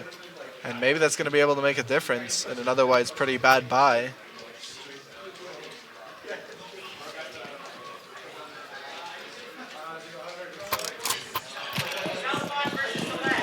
Is there a cap to how much money you can have, or is it just as many as much as How much money? Yeah. Yeah, you can only have 16,000, Oh, which is a lot. It's a Yeah. lot of money. So effectively, though, there's going to be a full fight here long, and Vandal's going to come out way ahead, making it a 4v1. Yippee with the op still. You can see this player on the Vandals does not quite want to peek mid. He knows that Yippie's the opper. Peeks out right as Yippie looked away. Unfortunate timing for him. Not able to get the kill. And it's very possible they just try to push him. I wouldn't be surprised to see Yippie try to run away here. He's going to re-peek mid. He's going to take one down. You see the players of the Vandals do not want to risk anything. They know he's probably dinked by now from the comm from his teammate. Yippie just left on 16 HP. He's going to try to run. And the Vandals are just not going to try to contest it. It's a little surprising to me, but I guess it's definitely safest to just stand still and not try to peek into an op. But It's like a standoff. Like nobody wants to do anything. yeah, Yippie's just going to save his op once again. It's going to be 8-10 in favor of UNM. And you can just see the difference between how it was going on CT side and how it's now going on T side for us. See, there's a big difference.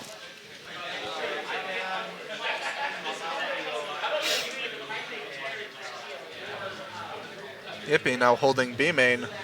There's nobody B main, but it's a long round. Vandals finally take it, 8-10.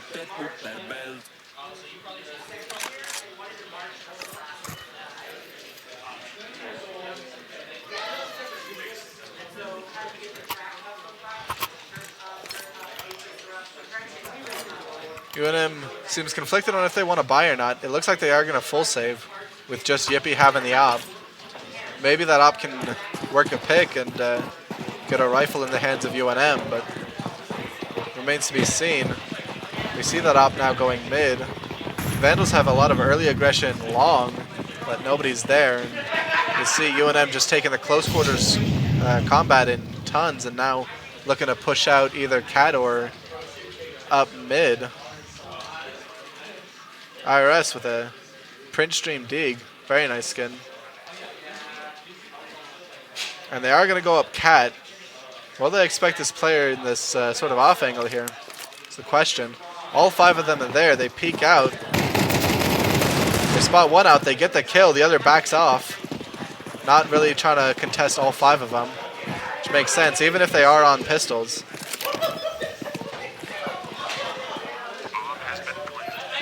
Not able to get his gun, unfortunately. So we are still just on pistols. Yippie holding behind us on Cat. And the bomb goes down on the A side. Spots out one, gets a little bit of chip damage, but nothing crazy. 3 kills come out from Vandals, and Yippie trades back 1 with the op. 2v1 now, Yippie alone with the op. He picks off 1, Ooh. very, very nice shot. Peeking out of the smoke there. Left in a 1v1 with the op. It's kind of a rough spot. Oh, it hit. Hits an insane flick. Amazing.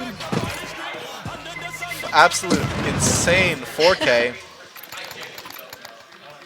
Showing why, once again, he deserves that op in his hands.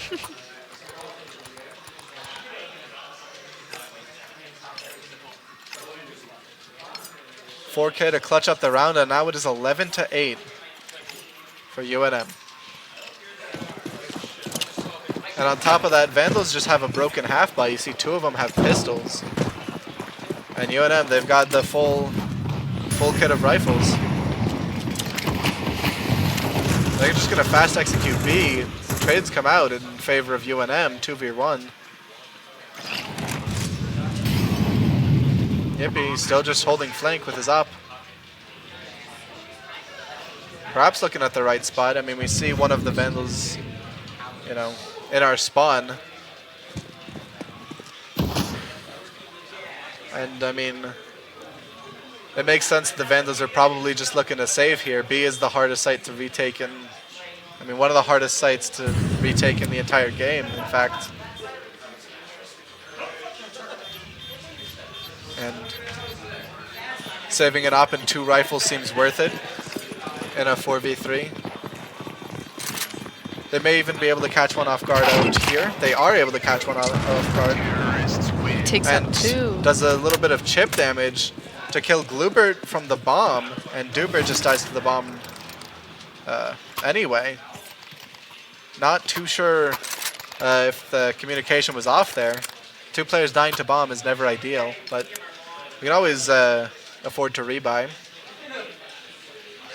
Now 12-8 could potentially be the final round of the map.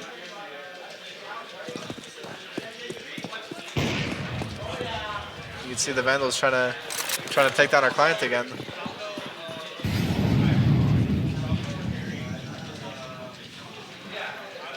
And it's a 3-0-2 split coming in from Cherry. Early pick from Dubert on the Saber 2K. Bringing us up early in the round. 5v4 now.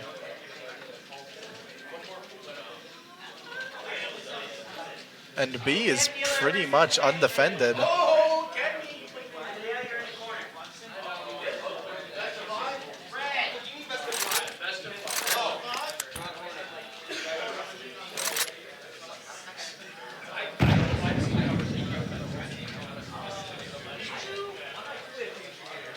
And everything's just quiet. I mean, nobody's moving. UNM wants to see if Vandals are going to get desperate now that they're down numbers. See if they try to make a crazy play that they can just punish. IRS gets taken down, and now it's a 4v4. The op is not able to get a kill. That wallbang's not enough to kill him, and he backs up through the smoke. Flash is going to come out. It's not going to actually do anything, and UNM's going to take all of B side. Very good situation. 4v4 in a B post plant. Though Dubert there is in a bit of a, or Glubert, sorry, is in a bit of a risky position. He really should have just backed up the site. They know he's there. Flash gonna go out for him, but he turns away from it, and it's punished as a result.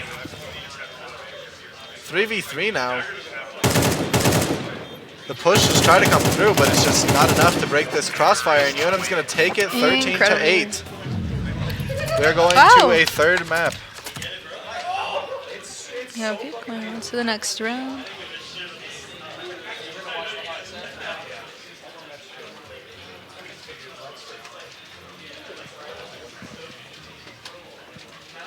Very, very nicely played by UNM there. Absolutely.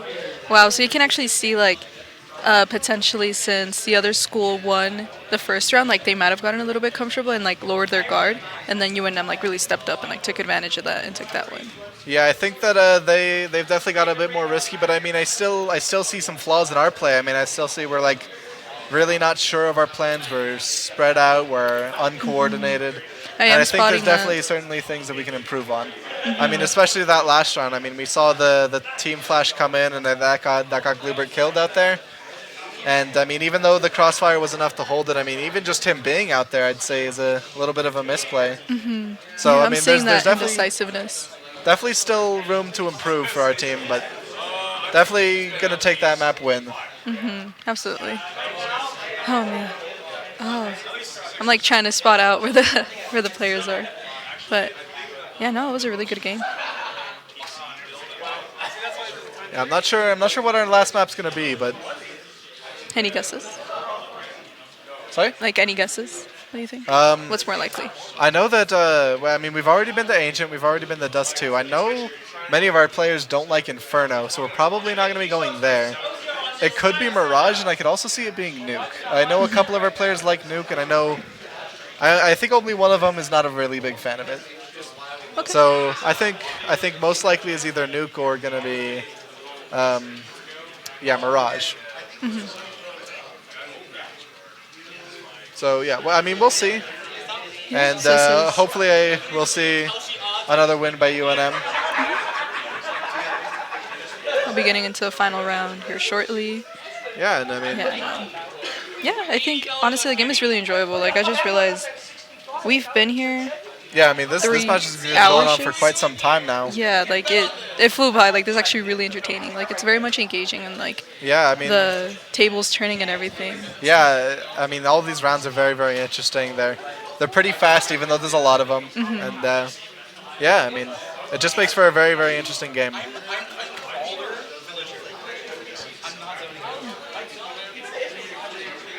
Looks like we're starting soon.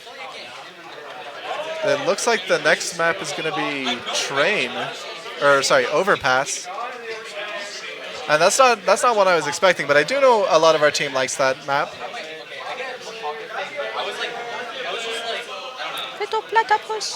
We'll have to see what kind of strategies both teams have in play for this map. I know I myself find myself learning a lot of new things about the game, as time goes on. Like just the other day, I learned that there was a pretty cool boost you could do to get all the way up to heaven, I think, on one of the sites in this map. So So, you're I mean, always learning. Like maybe new we'll things. maybe we'll see something like that come out. Oh, Just yeah. some really cool strats. Yeah. Like it's still kind of hard to think about like how there's still so much more that I don't understand and that I'm about to like basically witness. Like there's still so much about the game that I still don't like have a good grasp on. So it's like I'm really looking forward to the next round to see like anything that's new and I'm like, what the heck? Yeah, it takes a little while to get used to, definitely. I know that when I first started my first shooter game, I was completely lost. I had no clue what anything was, and like all these call-outs just seemed like just random words that were thrown out just for no reason. And all I know is that just you sort of pick up on it after a little bit, and You start yeah. recognizing the patterns. Yeah, you start recognizing what's good, what's bad, and just like how the game like works at a base level. Really. Yeah, no, it's been. We're coming up on 3 hours of us being here, so it's like, Yeah, something like that. Yeah, no. Very long matches. Very Very cool very game. long. very skilled players.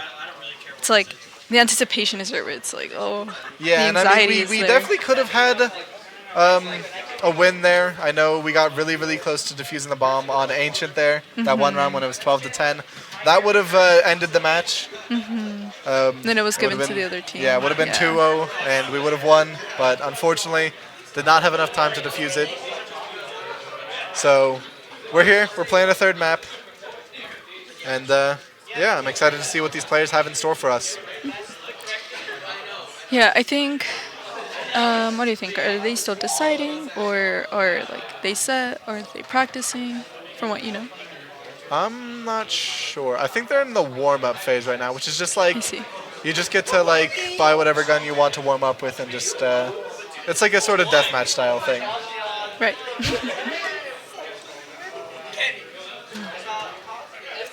Yeah, this is actually my first time shoutcasting over at UNM, so yeah, I hope to really make like a habit of this. So I'm like trying to understand like each game and like asking random questions to like eventually become like a normal occurrence where like I show up and stuff. Yeah. Just so that I can get like a good grasp on like the what is it called? Man, I lost the word. Oh my god. Like just like the core like gameplay, or Oh my god, hold on, let me look at my script. I had like, let me see. Excuse me, everybody. Oh my god, I had the word. I'm so sorry, everyone. Terminology, oh my god. Yeah, no, so I'm just trying to get familiar with the terminology, yeah. so that then I Yeah. can like, And a lot of it is Yeah. just like call-outs, and some of them make sense, some of them really don't. yeah, you have to be in the team to get them. Yeah. I mean, I know some call-outs are named based on like famous plays that have happened there. Some are named off of things that are no longer even in the game, but were at one point. It's just And solidified into that's the where they got culture. the name, and the name's just stuck now. Like I know there's a map Inferno where there's this one location called Car, and there is no longer a car there. Okay, we're going into our third and final round. As you can see, we are on Overpass.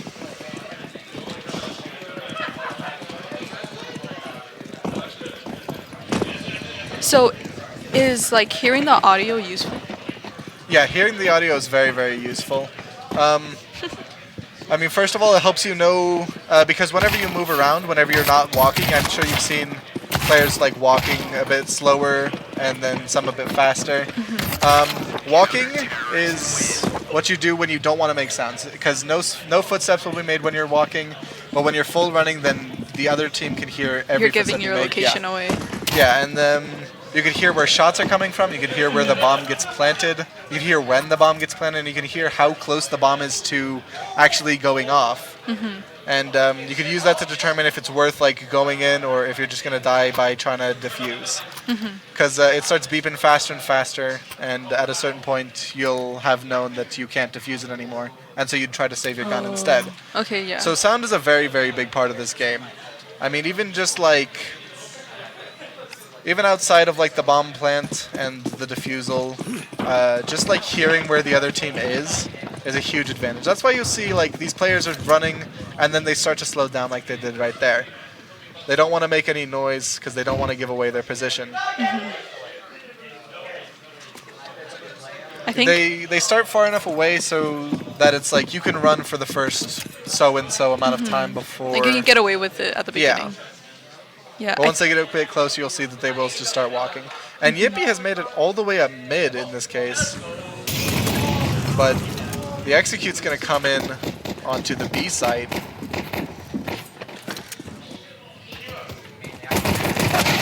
And Penguin's the first to die. Followed by another UNM member.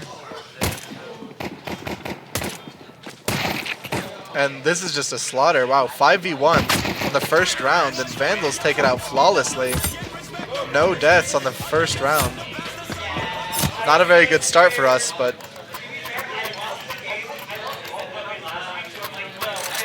Yeah, I think if I was playing this game would be like full blast in my headset. Oh my god. I would go deaf. I'm trying to hear like the audio cues.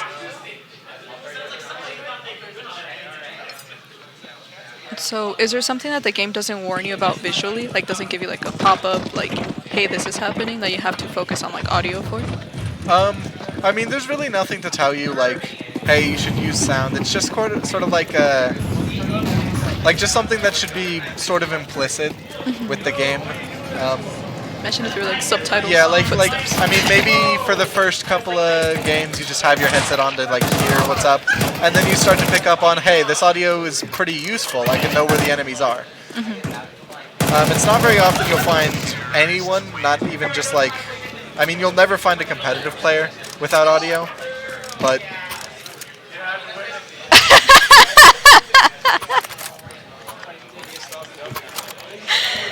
All right. It took talking about audio for us to hear audio. Yeah. Okay. Thank you so much. Yay, I can hear. Yeah, we have audio for the game now. Okay, yeah, I can like. Footsteps would be a huge deal in this game. Like. Yeah, definitely. Such a simple fix. What button was? Yeah, it was like Oh man. It's funny. It's okay. All right, so in the first buy round of this half, you see that the Vandals are just trying to stay quiet. They're not trying to give away where they're trying to go.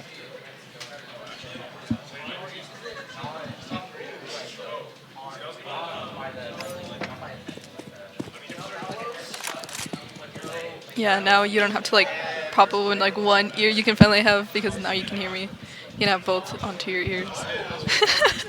I think we talked about it at the beginning. Oh my god, Yeah, we caught on to that early. Okay, yeah, no, I thought that was a norm because this is my first time shoutcasting, so.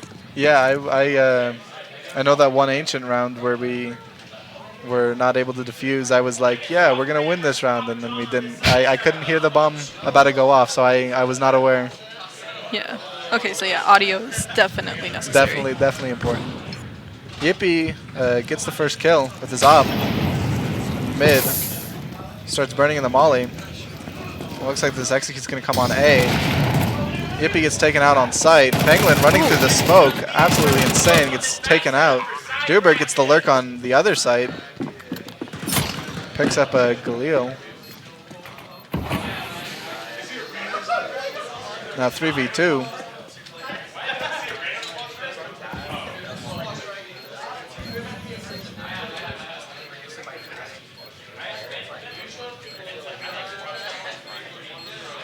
And UNM not moving a single muscle.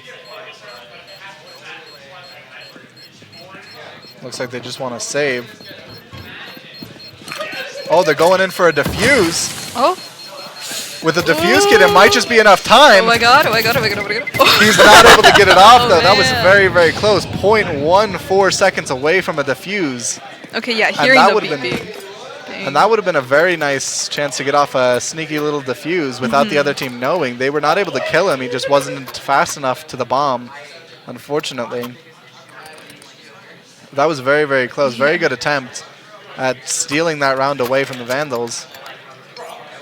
But just wasn't meant to be, I suppose. 3-0 now. Yeah, just like hearing the beeping really sets in the panic. Yeah. And it gives the sense of urgency that really is required in that situation because all things considered, you don't have too much time to get over there and defuse it.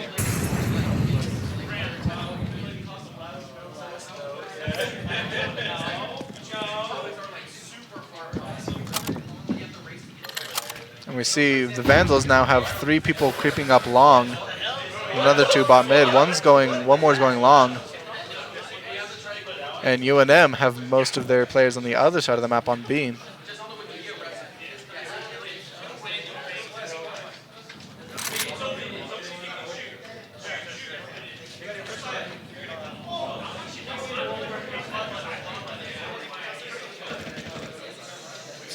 Yippee takes out 1. Now UNM up in a 5v4.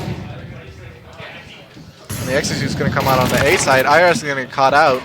Just moving slightly, gets him seen. Bluebird not wanting to peek without his team present. And 2 are going to be coming flank. Yippee takes out another, takes out 3. Oh my god. 2v2 now. Yippie's brought us back into the game. Both players of Vandals are very, very low. One's stairs, one's... No. Oh, 1. They get the kill. Yippee now has 4. He's going to start defusing, and he's going to get shot through the smoke. Yeah, that defusal play was a little bit sketch. I mean, that smoke went up a little bit too late, and I'm sure that the Vandals player just saw him before it went up and was able to shoot him as a result. But, I mean, in that sort of situation, you don't know he's 27 health. You don't know that he's just he's very, very low, and you don't know that he's going to try to peek that then. 4-0 now. UNM have yet to be on the board.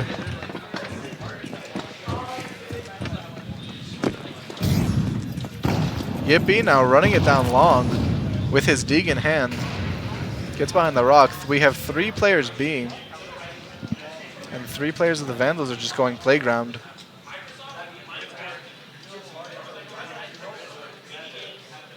There's one outside the door. It looks like he may try to open it. Contact's taken and Yippee falls. And another player of UNM falls. Bluebird there.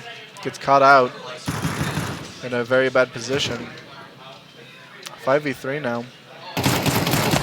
Ooh. Penguin goes in for a peek and gets punished for that as well. Dubert left on 31 health. Looks like he's being held by a rifle. He is very soon going to be cleared out.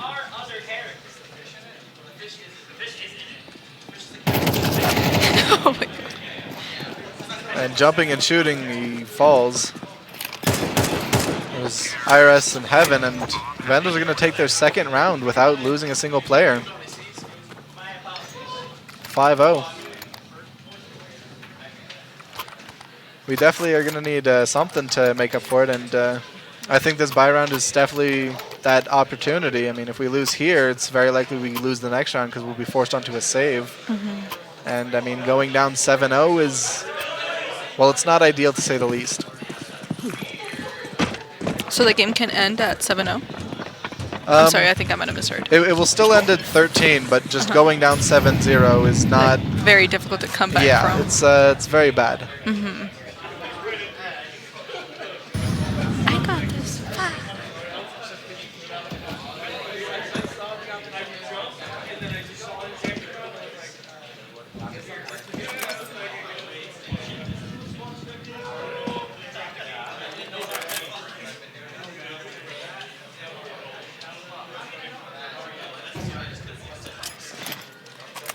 So nothing's really happening so far.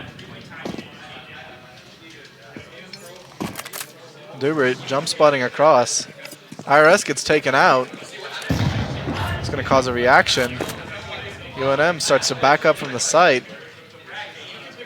But the Vandals are just staying still. They just want to lurk up and get a site for free.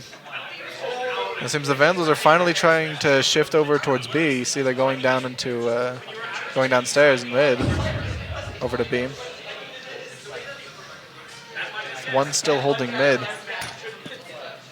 The grenade goes out on A. That is, of course, just a fake. Yippee grenades it and runs. Lubert takes down one. It's now a 4v4. Dubert in a bit of a precarious situation. Just sort of stuck there on site. The bomb goes down on B. Pangolin throws the molly but gets shot out. Gets taken down. 2 players get taken out. 3 now. It's a 4v1 in favor of UNM. Dubert's just going to get on the bomb, and nothing's going to happen about that. UNM takes down the round. Finally getting on the board, 1-5.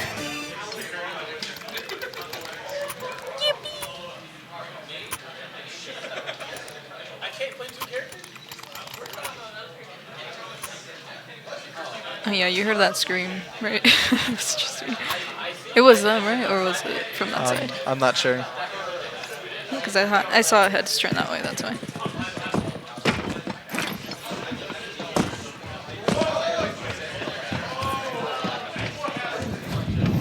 Yeah, 1-5. I mean, it's still a lot to be made up, and this is what I'm saying about the team cohesion. I mean, you see, we are on defense and we have to split up to defend 2 sites, but even still, I think we're just a bit all over everywhere.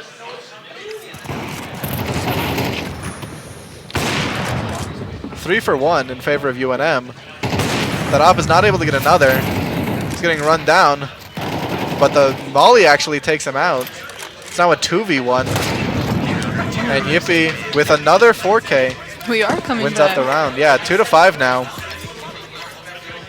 Yeah, perhaps they woke up. I mean, Big Brother's now playing or something. Yeah, they're locking in. The team's starting to look like a team. Did you see any changes in their strategy? Or I mean, they just started hitting their shots, I suppose. And hey, what more can you ask for? You're right, yeah.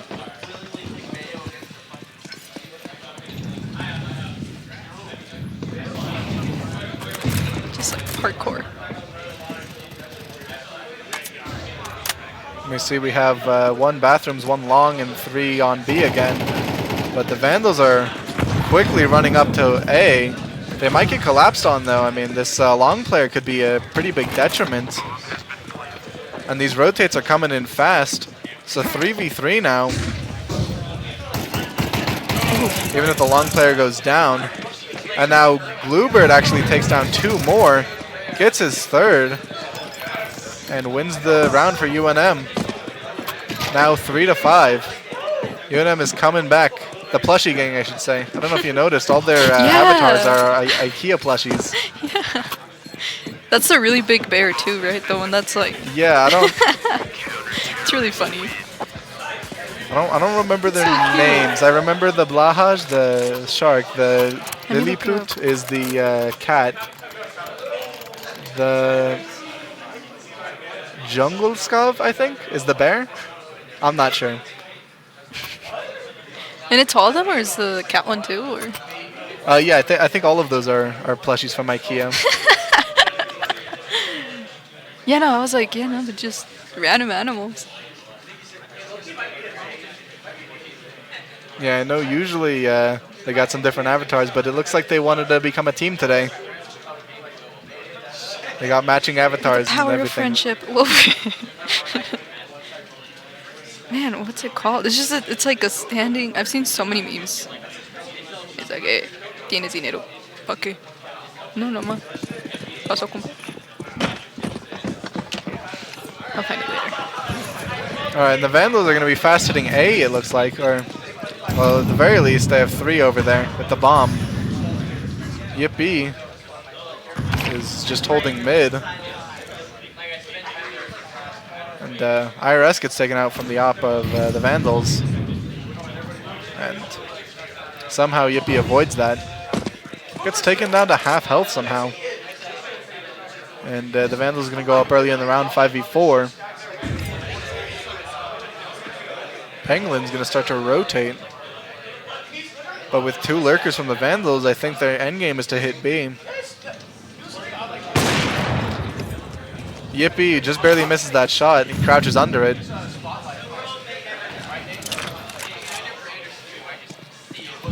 And I mean, it's more and more looking like they want to end A for UNM, but I mean, we can see those 2 lurks.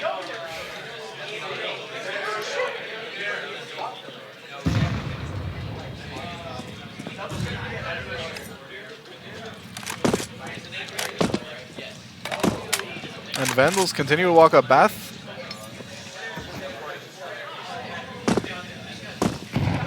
Yippee just jump spotting long. Still doesn't spot anyone out. He does finally get a kill with that op, although it's a 2-for-1 in favor of Vandals. Now it's a 4v2, and the bomb's going to get planted on A. This might just be a save from Glubert and Dubert here.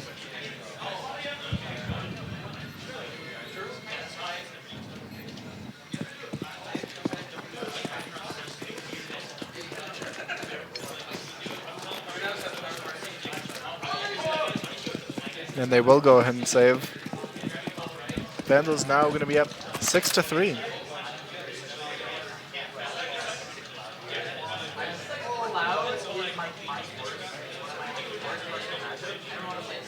I was like, are we crushing again?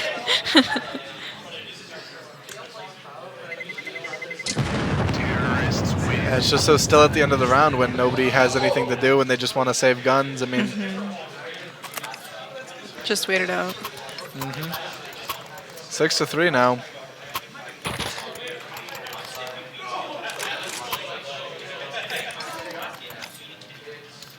Both teams are able to full buy, so it should be a pretty interesting round at the very least.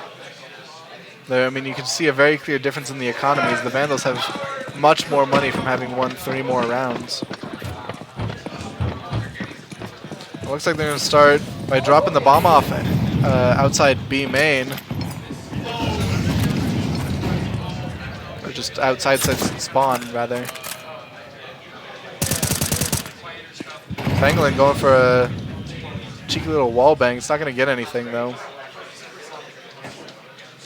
Dubert just hiding behind these barrels. I mean,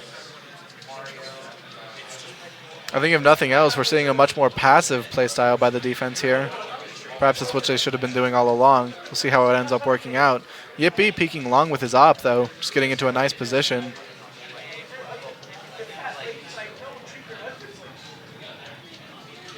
And Diddy's absolutely silent. Nobody wants to make noise. Dubert throws out a incendiary, but... And Yippee gives up long control.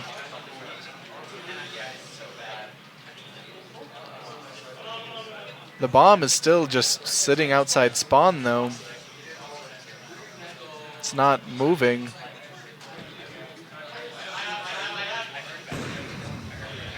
Yippee picks one off, bringing UNM up, and IRS in a very nice off angle there. If anyone peeks out of that smoke in bathhouse, they're going to go down. MD picks off Yippee, who was jump spotting, but IRS takes one out to trade, except he's in an exposed position now. 4v3. IRS gets one more before getting grenaded. And UNM is going to take the round. Pangolin gets the last 2, 4d6.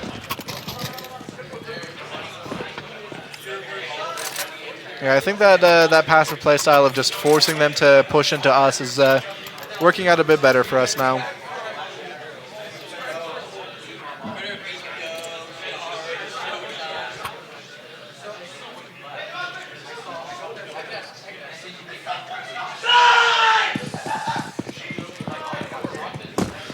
Must be something pretty scary going on over there. Must be playing a horror game.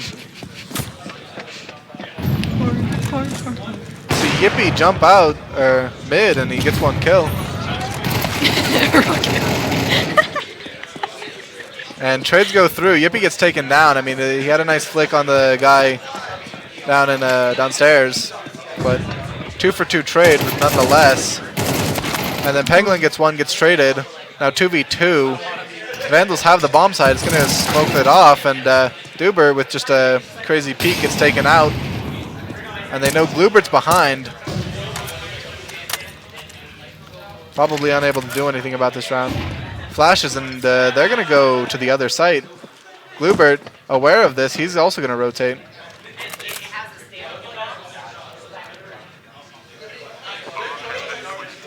Of course, he can have his knife out here. Unsure of...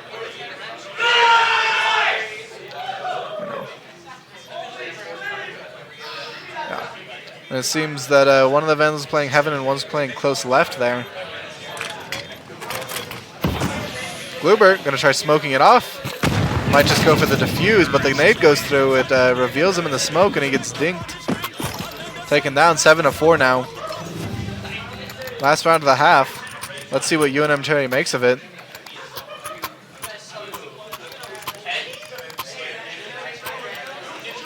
I mean, it seems like at a certain point, some of our players just end up resorting to the same one trick of just trying to defuse under cover of smoke, and, well, that's just not a very good long-term plan to win the game.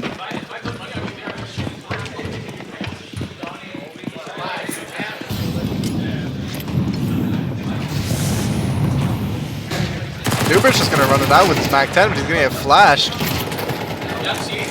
by, I believe, his own teammate. Probably a bit of miscommunication there. But the trades go through. It's a 4v4, but you see Yippie's at 1 health. He gets shot trying to boost. The op can be picked up, though. Gets picked up by the other player of UNM who's 1 health. It's a 4v3.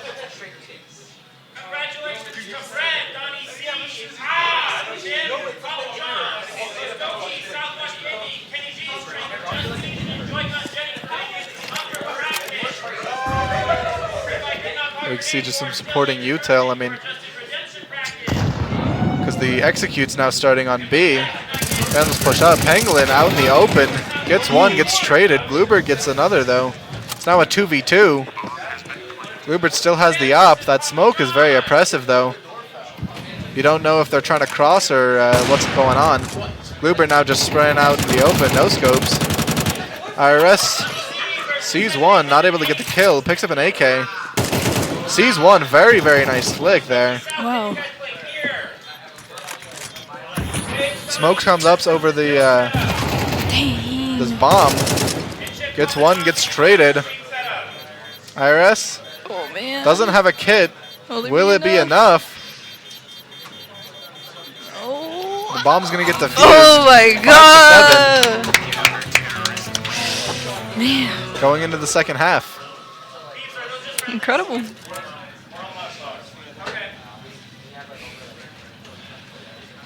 Even if you have like such a good play, if that bomb goes off, it's yeah, over. Yeah.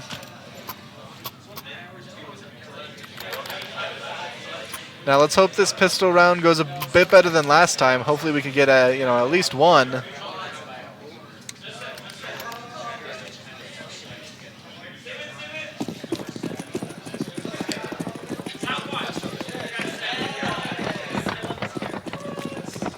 Hopefully it's not too much to ask for IRS & Co., better known as UNM Cherry.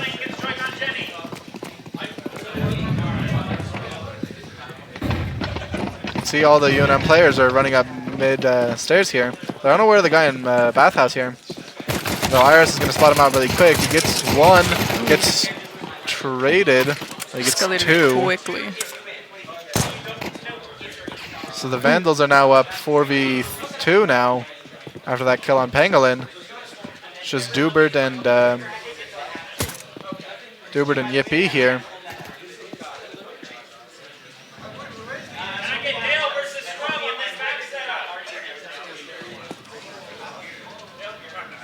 Yippee sort of out in the open here, but gets spotted out, gets double peeked. Dubert takes one out. It's a 1v3. He backs up. He's going to go to long.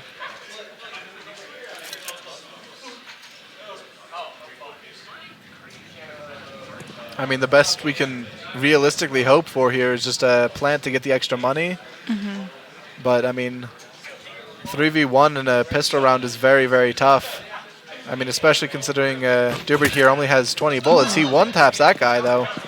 Very nice shot. He's not aware of the other on site, and he will get peeked there. Okay, so the wraparound to long was nice. I presume he thought that they just assumed he went to B instead, and so one rotated over. But they stayed... So how many people can plant a bomb? Is it assigned at the beginning of the game? It's just whoever has the bomb can plant it. Oh, okay. One person is given it at random, but you can give it to someone else. Oh, okay, okay. If the person who has the bomb dies with it, it just gets dropped onto the ground. And you have to like pick it up and then plant it yourself? Yeah. Okay. See, UNM starting 4 over towards B. With worse weapons, though, this might be tough. I mean, the rifle on the long-range angle in heaven is going to be very, very brutal to go up against. And that smoke is just as oppressive.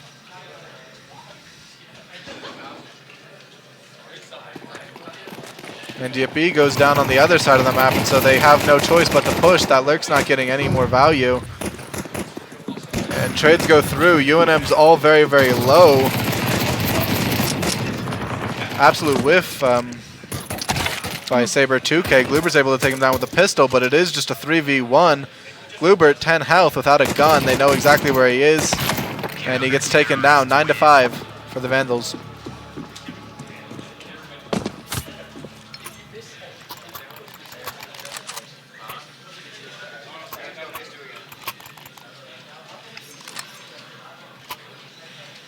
Now both teams on a full buy, or well, looks like the Vandals are on a pretty broken half buy. UNM on a full buy. But I mean, they have plenty of guns that are more than capable of upsetting this round.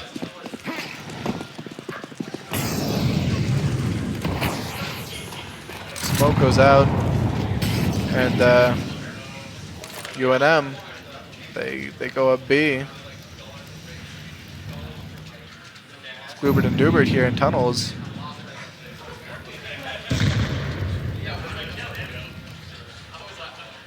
Just waiting for the other team to make a mistake. The Vandals have 3 on B, and they have 2 pretty far up mid. Yippee takes out an Loafcat, and he takes out the other. The other side of the map is completely open, and that's going to force a Vandals player, or all of them actually, to rotate off. That grenade comes a bit early, though, and now they might be a little bit hesitant to rotate off quite yet. Glubert's going to go back down to B, and Yippie's going to lurk up mid to A.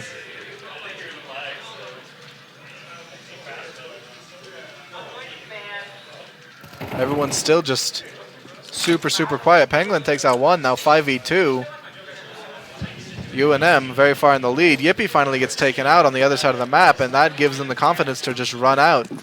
And they're rewarded with an open sight for all their mid-rounding.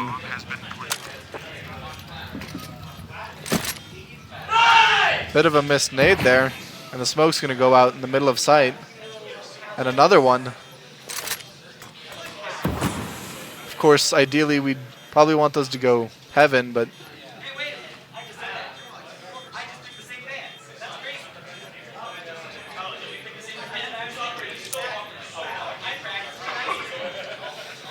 And Vandals opting to save.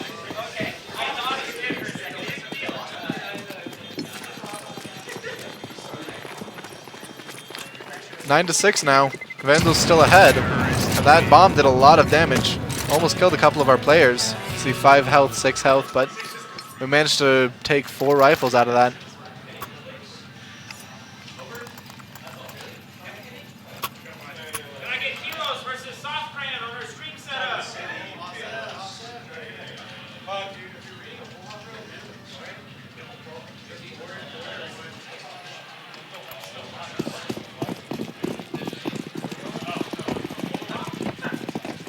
Round starts with both teams on a full buy. And it just looks like the same sort of default they've been having. They send 2 or 3 up B, and then they choose where to go from there. Gruber gets spooked by something, and they hear some footsteps on the other side. Sounds like they're trying to boost. Glubert only has 6 armor. Surprised he didn't rebuy. Nice! I'm like trying to analyze his art. Yeah, a lot of UNM not opting to rebuy any of their armor. Very, very surprising. I mean, Glubert especially, 6 armor, it's not a lot.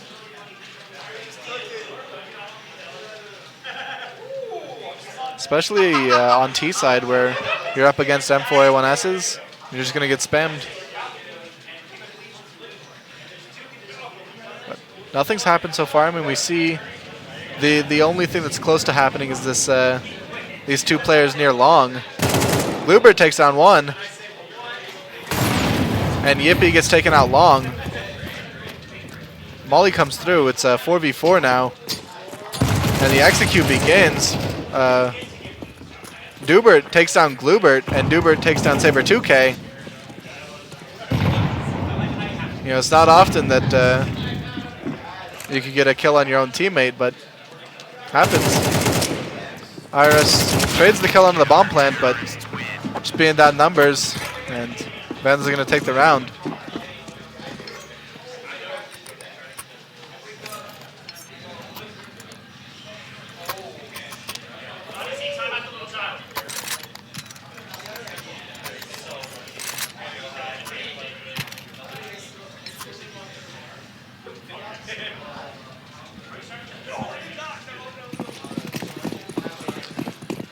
Both teams, I mean, pretty much on a full buy with the exception of Glubert there, just having the dig. IRS spots out a player trying to jump spot. He wallbangs him down to 11 health, but is not able to finish the kill. And already in the round, it's a 5v4.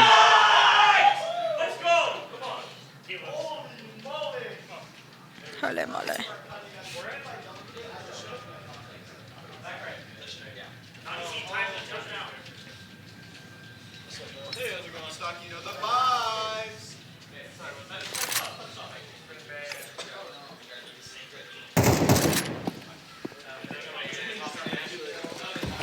Contact is made on A, and the execute starts. The Penguin goes down before they're even able to get onto the site.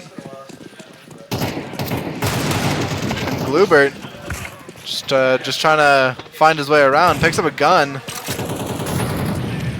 Trades do end up going in UNM's favor, and now it's a 2v2. The bomb's going to get planted, and Glubert's going to die to a nade.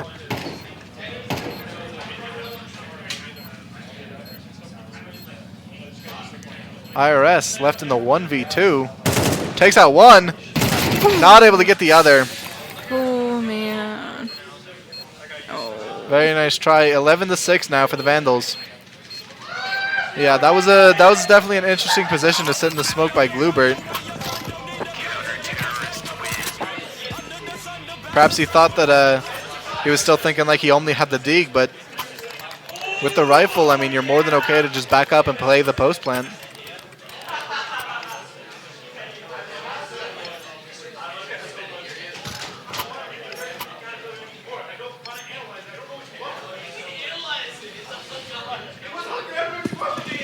You see UNM only have Galils. Not the type of buy you'd want to see, but they cannot afford to let Vandals get to 12.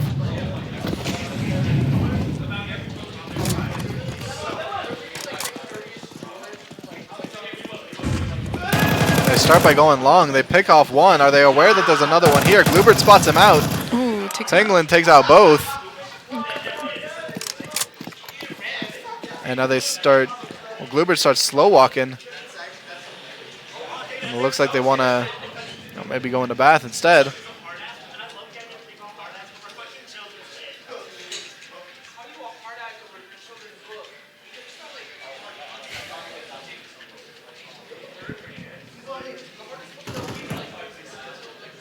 They spot one out, but no casualties. UNM Cherry up 5v3. IRS in one of the tunnels. Does not spot one out there. Maybe he does. Starts shooting. And MD gets away. The B side is, for all intents and purposes, I mean, basically undefended. It's just got the one guy there. And the execute starts. Penguin gets taken down. And Gluber's going to plant under the cover of the smoke. 4v3, UNM's up in a post plant. Though there's something to be said about some of their positions not being the greatest in the world. There's a bit of a rush post plant, or rush plant.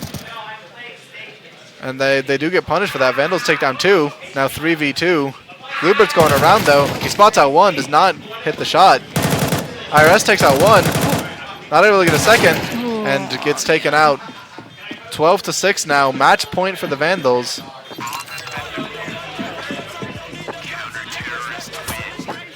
UNM Cherry's going to have to bring out everything they can for this round, and the next, and the one after that.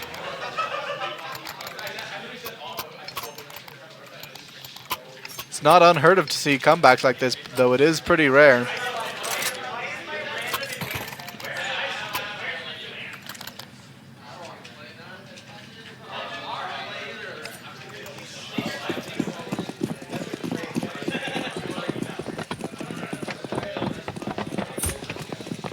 Round starts, you see UNM they buy whatever they can afford. Smoke and a nade comes out stairs there. Does a little bit of chip damage. By a little bit, I mean quite a good amount. 1 for 1, 2 for 2, 3v3 now. And IRS not able to help their teammates on the other side of this door. Glubert left alone down here. Two players staring at him. IRS is going to back up, and they're going to try to go to the A side, I believe. And we see Yippee walking it down long. Glubert taken out. Not able to react fast enough. And IRS gets taken out as well. It's now Yippee left alone in a 1v3. The only advantage he has is that they have no clue where he is. All other than that, though, I mean, they don't have bomb. They're down numbers, and the time's running out.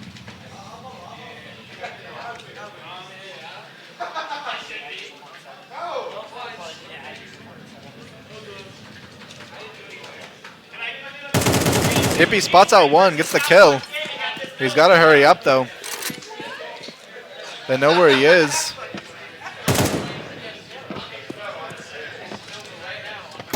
Ooh. And he does not clear the angle, and he gets taken out.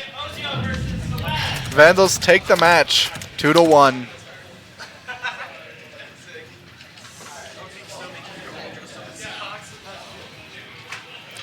All right.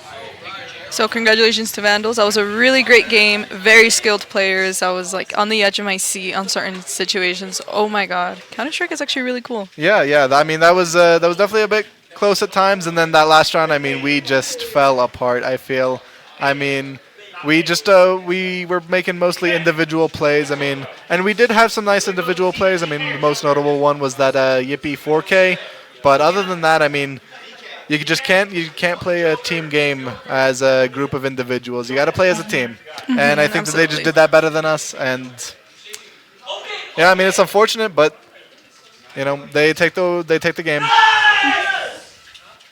All right. So, with that said, that seems to be everything. Thank you all so much for watching. Have a great night. Bye. Goodbye.